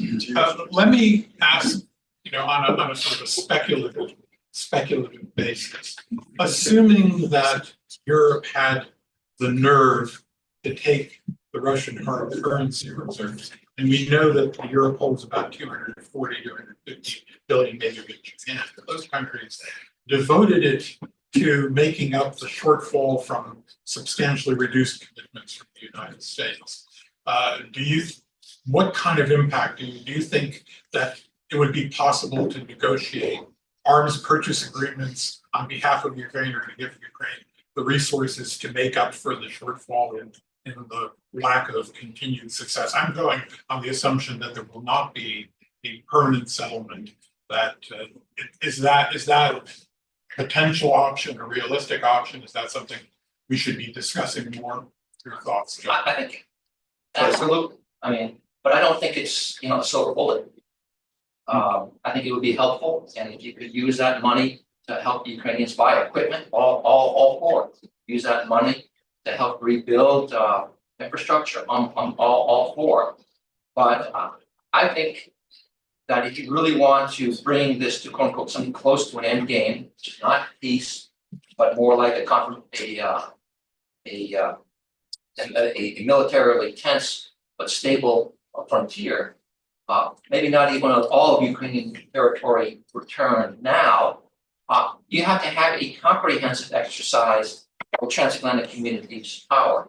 Comprehensive exercise transatlantic community's power, those partners. That means not just the 300 million, but it means body slamming the Russian economy in the way we have, the way we body slammed the Iranian economy. It means more security assistance. It means getting aggressive in the information domain. It means generating opposition within Putin's own backyard to him and to his war. It means, I think, actually, it means putting Western allied, I wish it could be NATO, forces into Ukraine, because that's the only way you demonstrate to Putin that we're ready to fight. And right now we have that moment, because he doesn't have the capacity right now to take that kind of pressure, fight the Ukrainians, and then fight NATO. So that deterrent force is key, because it's a political demonstration of commitment, but it's also terrifying to him, because if he were to hit that force, I think what I outlined is big enough, if we could debate the numbers, but big enough to really jeopardize what, quote unquote, he feels he's achieved in Ukraine. So there's no silver bullet. It's the exercise of our power. And then what I'd add, I think it has to be done now. Because I'm not optimistic about the current correlation of forces, quote unquote, that Ukraine faces. The current course of support, the current course of the war. I don't think Ukraine can last much longer. Russia can. That's why we need to amp up this pressure now. Well, let's assume that that's not an option. There is this continuing Russian grind against Ukraine. Or let's assume the middle scenario, that there is a ceasefire and then it breaks down. What do you think is the likely U.S. response by this administration? By this administration? Well, the only thing we have to go on, unfortunately, is what we've seen in the last 2 weeks. And I don't think they will do enough. If there is a negotiated ceasefire and it breaks down, I don't think they will do enough to stop it. Now, what you have to understand is that it doesn't have to break down by means of a kinetic attack on Ukraine. What can happen is, for example, if they try to force an election in Ukraine, and it's true, between Zelensky and Zelensky, we have two strong candidates who articulate and embody the resilience of Ukraine. But Putin is going to throw everything he's got into the mix. And what's more, the administration will support it. I'm sorry to say that, but as I've written, and as Elliot has written as well, we're dealing with an administration that by its rhetoric and by its activities neither knows, understands, cares, or wants to know or understand anything about European security. I mean, when Secretary of Defense Hegseth gets up there and says, I'm thinking about asking President Trump to give Ukraine nuclear weapons, I fell off the chair because we all know what that means. Statements by Trump in the past and today, just to give you an example, today he said to his cabinet that the European Union was created to screw the United States. Now, as a history professor, I went crazy. His son, who is perhaps dumber than his father, stated that we ought to give the weapons to the Russians. But his son has a lot of influence on his father. J.D. Vance has said it, I don't care about Ukraine, and comes to Munich and gives a speech that is shameful. And this is the day after he went to Dachau. But it takes a special kind of individual to do that. To get up there and tell the Germans you have to recognize the AFD after you just visited Dachau. I can go on. But that's what we're dealing with in this administration. Not to mention if their attempts to impose a Putin-like agenda domestically at home. And these things are correlated as well. So unfortunately, Adrian, no, I'm not optimistic about it. The will is not there. The capability is. I think it depends how you approach the Trump administration. And I think you can craft the deals and you can craft the perspective that you buy into. I'm not naive about it. I'm a fan of his current approach. But this is a president who biggest fear is a wider war. His biggest fear is an entangling war that brings the United States in an endless war. This is what he said repeatedly during his campaign. His proudest thing, he says, in terms of national security, is being the only president in generations not to entangle the United States in an endless war. And he's really worried about nuclear conflict. I think you can go to him and make a case. Mr. President, it's so wrong in Ukraine, you will have an entangling war, and not just in Europe, but in the Middle East and the Indo-Pacific. If you want to avoid that, you need to act decisively here. He wants to be the president who's seen as peace through strength. You can't have peace through strength. His first act, basically in the national scene in the second term, is a Chamberlain-like compromise concession on Ukraine. He wants to have European burden sharing. He wants to be the president who delivered. He's actually kind of proud. He's got the Europeans to stand up and do more. Well, this is an approach with a very limited investment that could position him that way. And I'm talking about a force posture in this deterrent force that doesn't involve a single additional U.S. troop in Europe. Right, to both of you. related to the question about Europe and pushing Europe to do more. One of the, in my view, maybe you guys disagree, one of the kind of outcomes of Trump's declarations has been that Europe is as agitated about its own security as it is about Ukraine's, and the two seem to be interlocked. Is that, how do you see that playing out?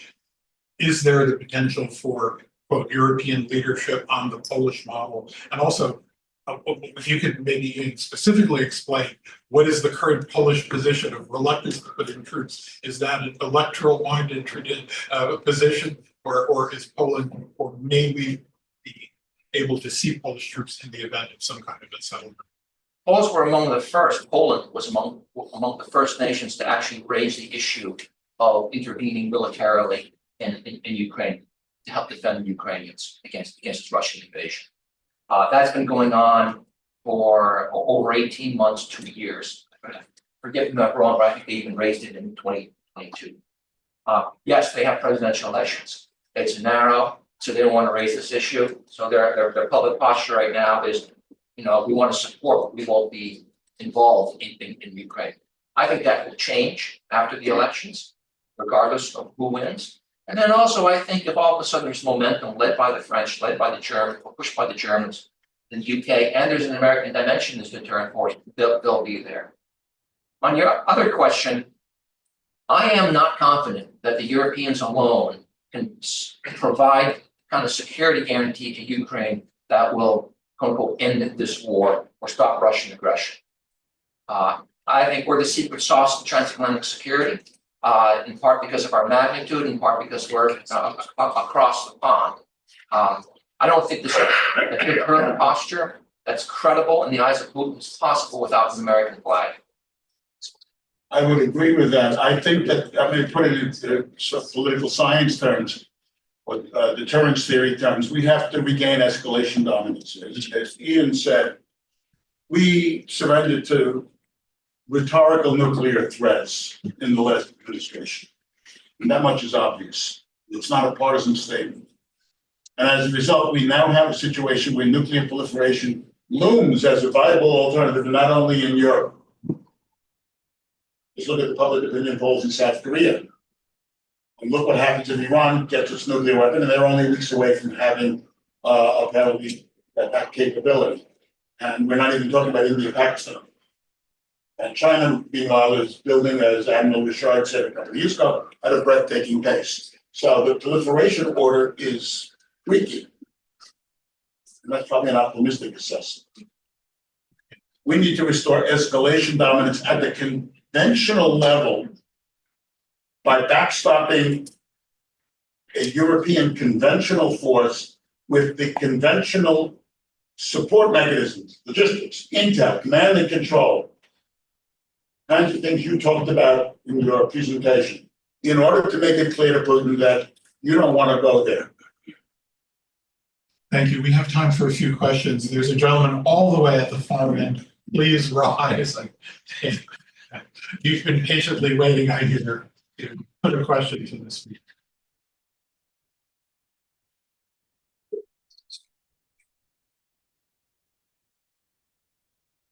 Good evening. Thank you so much for taking the time to speak with us.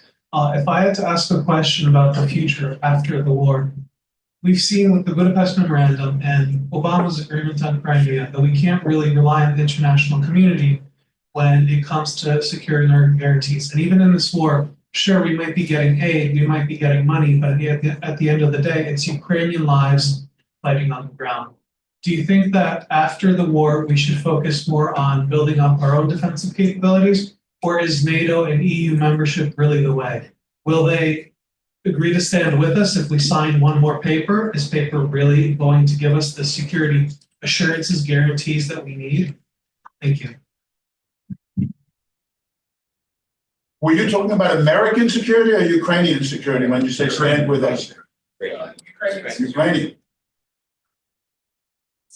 You know, if assuming your question does that there's an agreement of some sort, whatever shape that takes, Ukraine has shown that it will fight.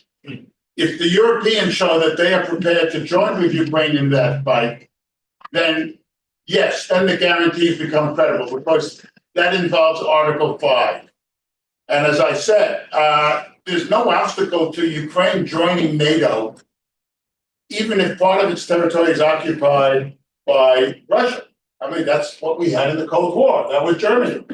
Now, as Ian said, it's tense, and there were a lot of crises, but it helps. And because there was deterrence.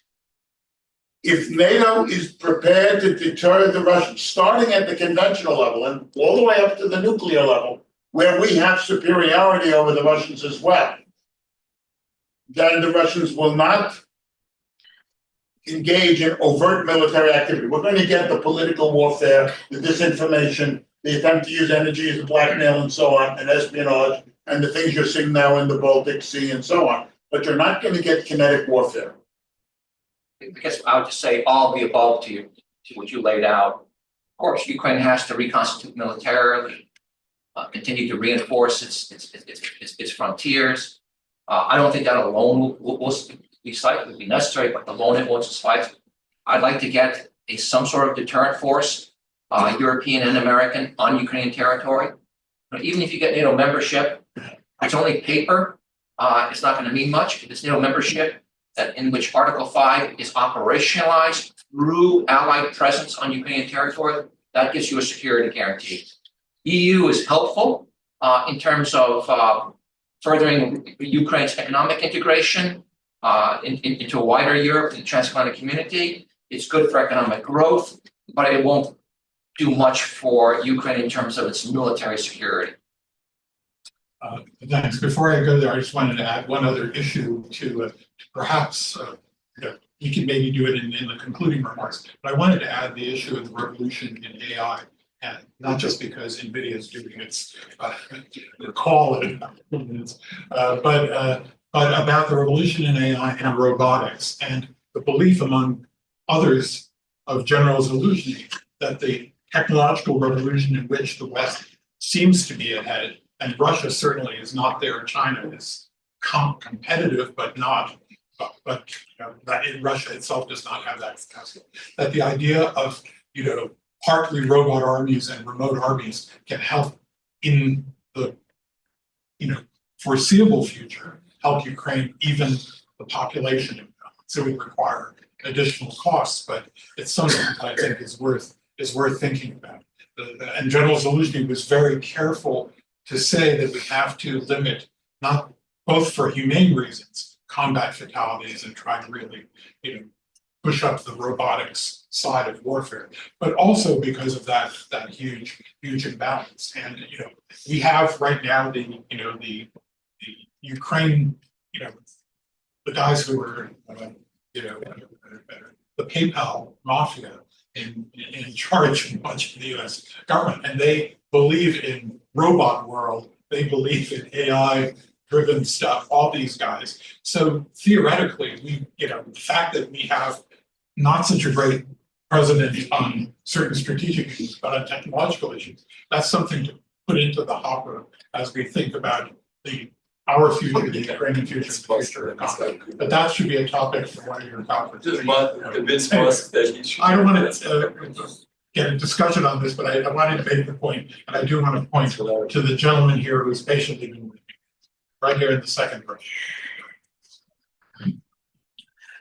So, Ukraine being accepted in NATO looks lovely on paper.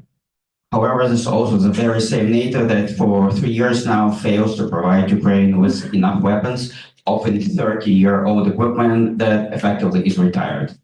What are the chances that NATO all of a sudden is going to go all the way in and troops on the ground, modern equipment, something that is few orders of magnitude more commitment than what is being expected right now? But let me take that first. Ian might follow up. As I said, we have to make the case. Now, right now, President Trump is strongly opposed to it. However, if we have to make the case that there is no other viable alternative to preserving peace and security, not only in Europe, but around the globe.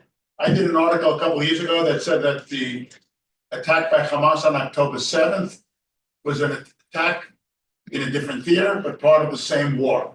And that's the point here is that if you want to maintain peace in Europe, and Trump probably does, he does not want to go down as a loser. He does not want to entangle the US in a protracted war and end up spending vast sums of money and having lots of people killed on his watch. The cheapest, safest, and most credible deterrent is Ukraine in NATO with a strong European, primarily European force in Ukraine, backed up, as Ian and I have suggested. That's the deterrent. That deters Russia with certain critical US capabilities. And behind that screen, Ukraine can develop, and of course the Ukrainian army is going to fight as well, so that the Russians understand that Ukraine is no longer part of the empire. So I think we just have to keep making the case over and over again. We cannot slacken our approach and say, well, it's all lost, it's hopeless, goodbye. I guess I'd make a couple points. One on robotics. Absolutely, you're absolutely right. But I get worried some XBOROs, and I think robotics like a silver bullet. That's the way it's going to be. We're going to have to incorporate robotics AI into our core structure. The Ukrainians are doing it. They're way ahead of us. I was in the conversation this morning with NATO planners, and they're well aware that we don't have the experience, we don't have the integration of the capabilities in our core structure in the way that the Ukrainians do. And let's say we had to go with the Russians, they'd have the edge on us in that area. But it's not a silver bullet. You're still going to need artillery, you're still going to need planes, you're going to still need forces, you're going to still need tanks. It's just how you mix them in. So absolutely, yes, but you have to be able to control land. Second, on NATO membership, I just kind of disagree with you on one point, and then want to make another point. You know, I'm among those who criticize NATO not doing enough to support, and with allies not doing enough to support Ukraine. The support they have provided is what's kept Ukraine alive, and we shouldn't forget that. Second, you know, we're about this close to NATO membership for Ukraine. There are only two countries that are really blocking it right now. It's the United States and Germany. It was Biden, and now it's Trump. But within the alliance, there's actually a wider consensus that is open to this. You can point to the Slovaks and the Hungarians. Believe me, if the United States and Germany swung behind Ukraine, they would fall, as would the Turks after a long negotiation. So we're closer than we think, but consensus in NATO is always difficult to achieve, particularly when the main roadblock is Washington. Gentlemen, yeah, given an imposed peace or ceasefire in Ukraine, and NATO membership is not on the horizon, initial horizon, is fear of European forces in Ukraine as peacekeepers, the fact that should he violate that or attempt to do the incursion, he would invoke Article 5 of NATO, and would he be more, how can I put it, desirous of having, say, Indian peacekeepers or some other non-NATO aligned country doing the peacekeeping in Ukraine so that he can at a later date do another incursion? Well, first of all, peacekeeping is a loaded term. I mean, I worked for the U.S. Army for many years. There are at least three different kinds of peace operation. There's peacekeeping, there's peacemaking, and there's peace enforcement. There may be other variations on that. And whatever the negotiation is, it would have to be crystal clear what that European mission is. But it should also be part of the written agreement that any attack on those forces is a trigger for an attack on NATO. And that Article 5 therefore comes into play. Because at the end of the day, you have to deter Moscow. I guess a slight nuance for me on that. If it's Indian peacekeepers, Pakistani peacekeepers, African peacekeepers, it's not going to be a credible force that's going to intimidate Putin. So I would knock that right off the table. You know, I would love it. For me, it's amazing to me that NATO doesn't have the consensus to go in and put that deterrent force there. But we know it's not going to happen for political reasons, in part because here in the White House, But if you have 2 or 3 divisions or 4 divisions of, European forces in which the main elements are from big countries like France, like Germany, like Italy, like UK, and there's an American dimension to it, even if it doesn't have a NATO flag, that's enough to worry Putin. I can't look you in the eye and say 100% guarantee he won't attack. But I can look you in the eye and say he's going to have to think twice, because a force that size, even if it's not under NATO, is going to have the same impact as NATO, particularly if they posture it and structure it so that it has offensive punch. Here, yeah, the filming. Yeah. Thank you. Excellent panel. The question of messaging. 4 of us write for publication all the time, and there are other people in the room who speak out and write. How can we communicate the notion that if Ukraine is forced into a situation where there's a perception, I'm talking perception management, not necessarily the reality, but is there a perception that Russia won against Ukraine, that further destabilizes the rest of the world? Be it Europe,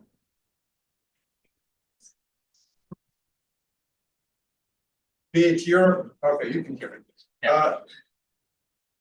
Be it Europe, be it the Middle East, you see the Houthis causing $9 billion damage to the Egyptian economy alone every year. How can we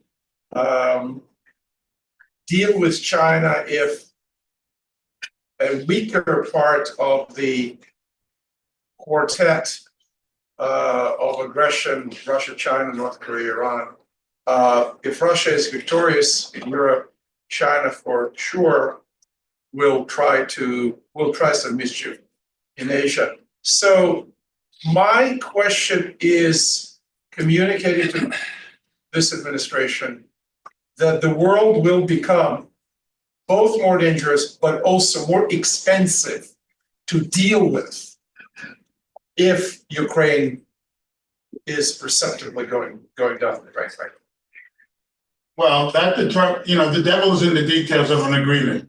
The details of the agreement have to specify what we've been talking about here, that the forces that go in to preserve the peace in Ukraine are of a size, magnitude, and capability such as we've discussed here, and that if they are attacked, then the retribution will be swift and severe. Now, for example, I happen to be in the middle of an article on the Houthis, and I'm going to advocate there that President Trump, who has already called for maximum pressure on Iran, make it clear to Iran and the Houthis that if the Houthis continue to attack international trade, as well as Israeli shipping in the Red Sea or the Persian Gulf, that we will not only strike the Houthis, but we will strike Iran, and it will be a campaign to destroy their capabilities, including the nuclear one.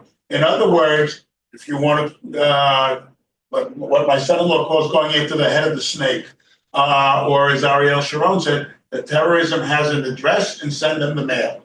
And that will make sure that the Iranians and the Russians are deterred from doing so, because they will understand that when Trump says that, he means it. Yes, Aaron, you're hitting something really, really important, because what I fear right now is that the Trump administration is on a course just basically to obtain a ceasefire. And that would be a victory. The Trump administration right now is on a course, at least in believe they're only focused on a ceasefire. A little more than that. And if that is the case, what you just, the fear you expressed that, wow, the world will see Ukraine losing. You can actually take territory. You can use nuclear weapons to coerce the West into defeat. That's a recipe not only for further Russian aggression down the road, but an escalation of conflict elsewhere around the world. So peace has to be, or an outcome of this has to be not just a ceasefire, but it has to be a demonstration of deterrence to protect Ukrainian territory, non-recognition of Russian sovereignty over the occupied territories, And until those territories are returned, a continued exercise of very aggressive economic sanctions. So there's continued price being paid. And then we got to talk about, war crimes and their convictions. And then above all, we got to think about those tens of thousands of children that are still missing that the Russians have seized. Those are the elements of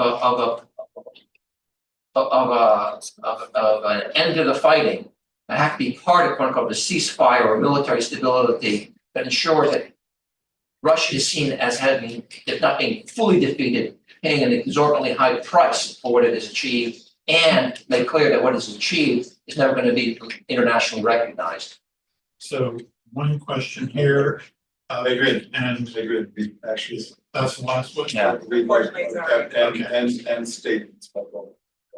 So we need to wrap up. Wrap up and then statement by both. So yeah, well, I'm following the instructions of our intrepid leader. I apologize to others. Another questions, but if you have any final comments about what we should be looking for in the coming weeks and months, and what we should be worrying about, or what would be the signals of extreme worry or extreme joy?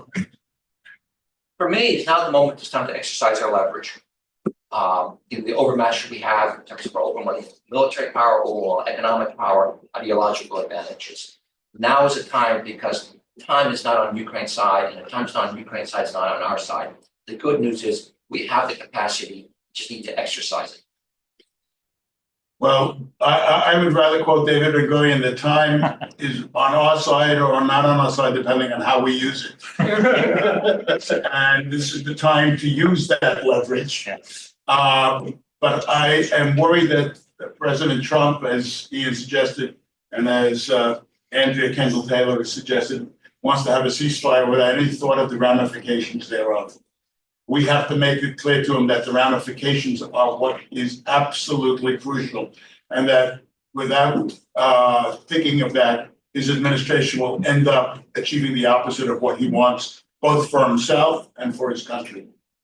So I think Ben-Gurion would be happy that we use this time for fruitful discussions and greater enlightenment of the moment in which we find ourselves. And I will turn it over to our conference master and leader, Volodymyr Zaryckyj, to put an end to this.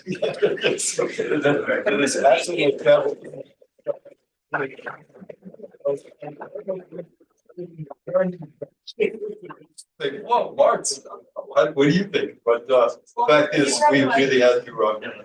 We really did have to answer. I actually would ask. Can't hear you. We still can't hear.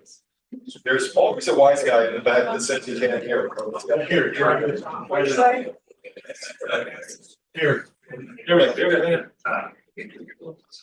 Yes, but I would want to simply end this. That's why.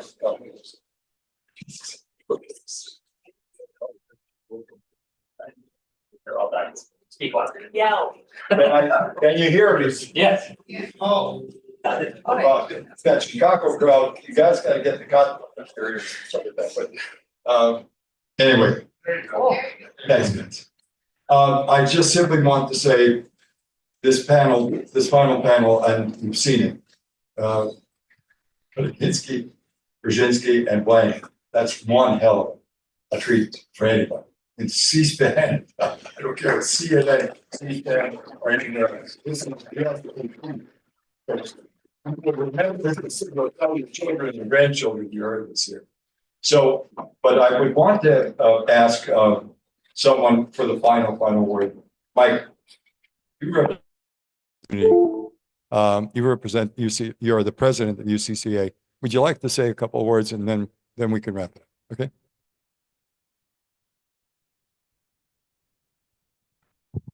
Walter, thank you very much for this opportunity for closing remarks. Actually, I must say, many of you know that I do have the gift to gab, and it's not just 5 minutes. But frankly speaking, after these three gentlemen here, after their presentation, after their thoughts, after their ideas, frankly speaking, what we need to do as a collective unit society is we need to implement those suggestions that were provided at this last panel discussion. So please, on behalf of everyone, a big round of applause for our three speakers.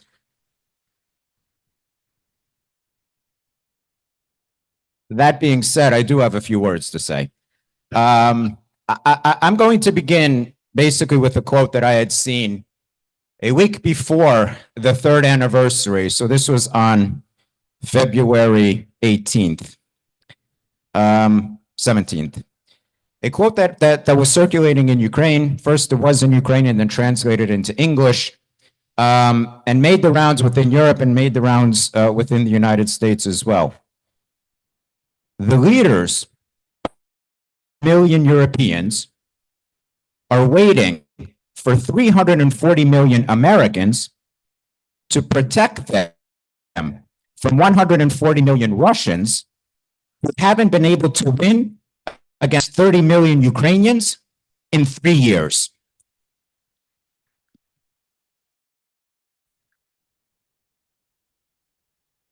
I say that, and there is, I hear the chuckle in the room, but it's the seriousness of the situation as well. I will bring you back to February 24th of 2022.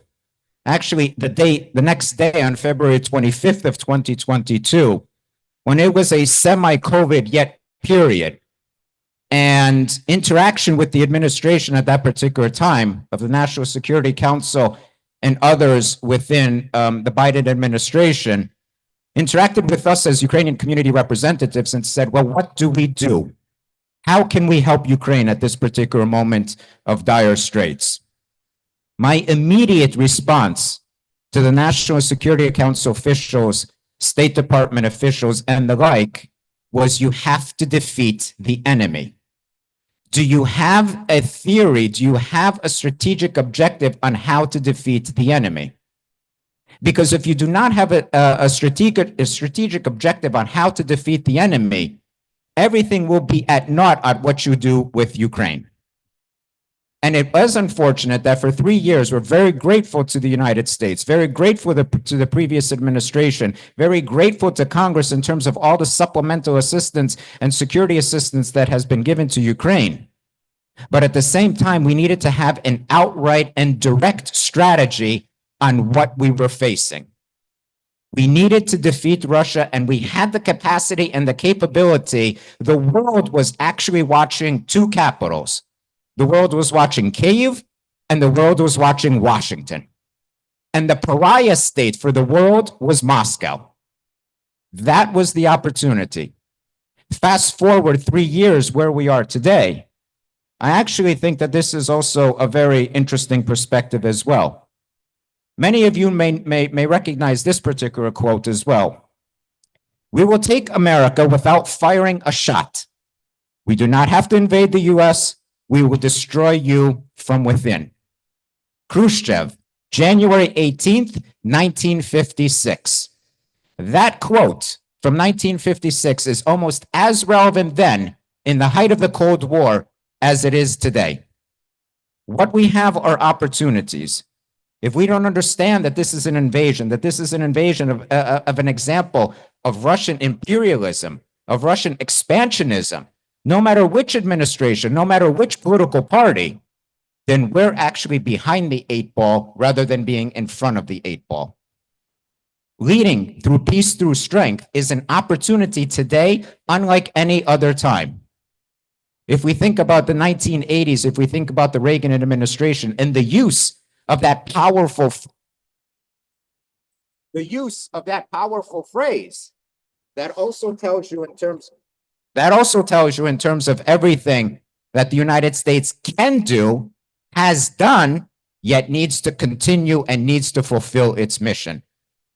So I ask of you, as we completed 2 days of an advocacy event here in Washington, D.C., we began what we call not just Ukrainian days of walking the halls of Congress, but a Ukraine week, beginning with a massive rally in front of the Lincoln Memorial with over 3,000 to 5,000 people in attendance, not just Ukrainian Americans, the average American citizen, those on the frontline states as well. Those embassies, those communities were active and were supportive of us. They are supportive of us. We have to have a common theme. We have to have a common strategy because Russia obviously is expanding its military industrial complex. We see that right now. Ian Brzezinski gave the statistics in terms of NATO's military budgets as compared to Russia. However, Russia is expanding, and therefore we do need to step up our understanding of what that means. They are on war footing. NATO, the United States, in its assistance to Ukraine, has not been on a war footing. By no means am I here expressing any opportunities for warmongering. It's quite the opposite. It's the reality of the situation. And the reality of this situation is almost, to paraphrase or actually to push back on what Vice President Vance had said in Munich, completely taken out of context. Do not be afraid. He told that to the Europeans, do not be afraid, but taken out of context in terms of domestic issues internally within the EU, within the greater European continent. Do not be afraid was a quote from Pope John Paul II. A quote from John Paul II in the height of what was happening in Poland and solidarity fighting back against the Polish communist regime.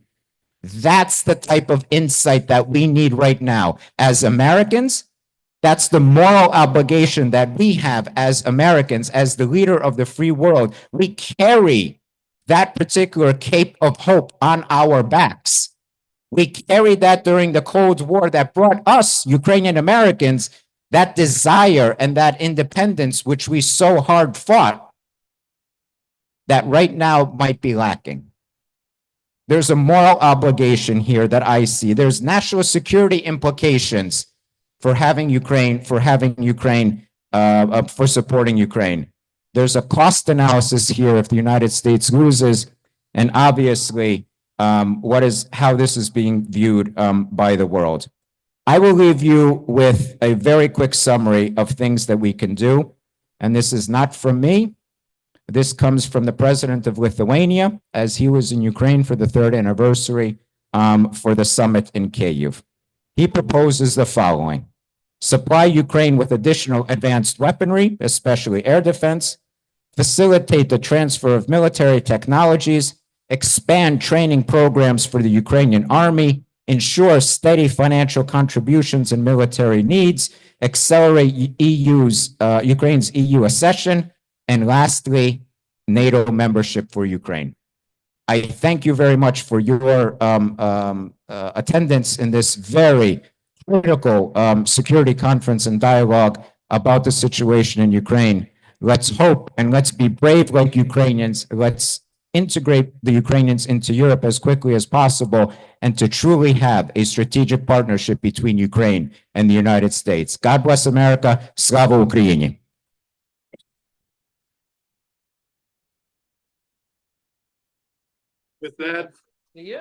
With that, I want to say our 17th, do I have to do this with this mic?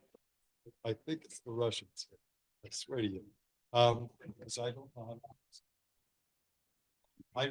this is the end. Folks, I wanted to say that of all the dialogues that we've had, this has been the one that really has mattered most.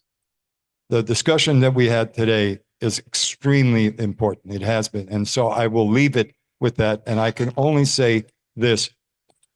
Thank you for having attended. This was as massive as it's ever been, the security dialogues. I hope, man, that this tradition continues. And next year, hopefully we have better news on every front. With that, I do invite you to the patrons' reception.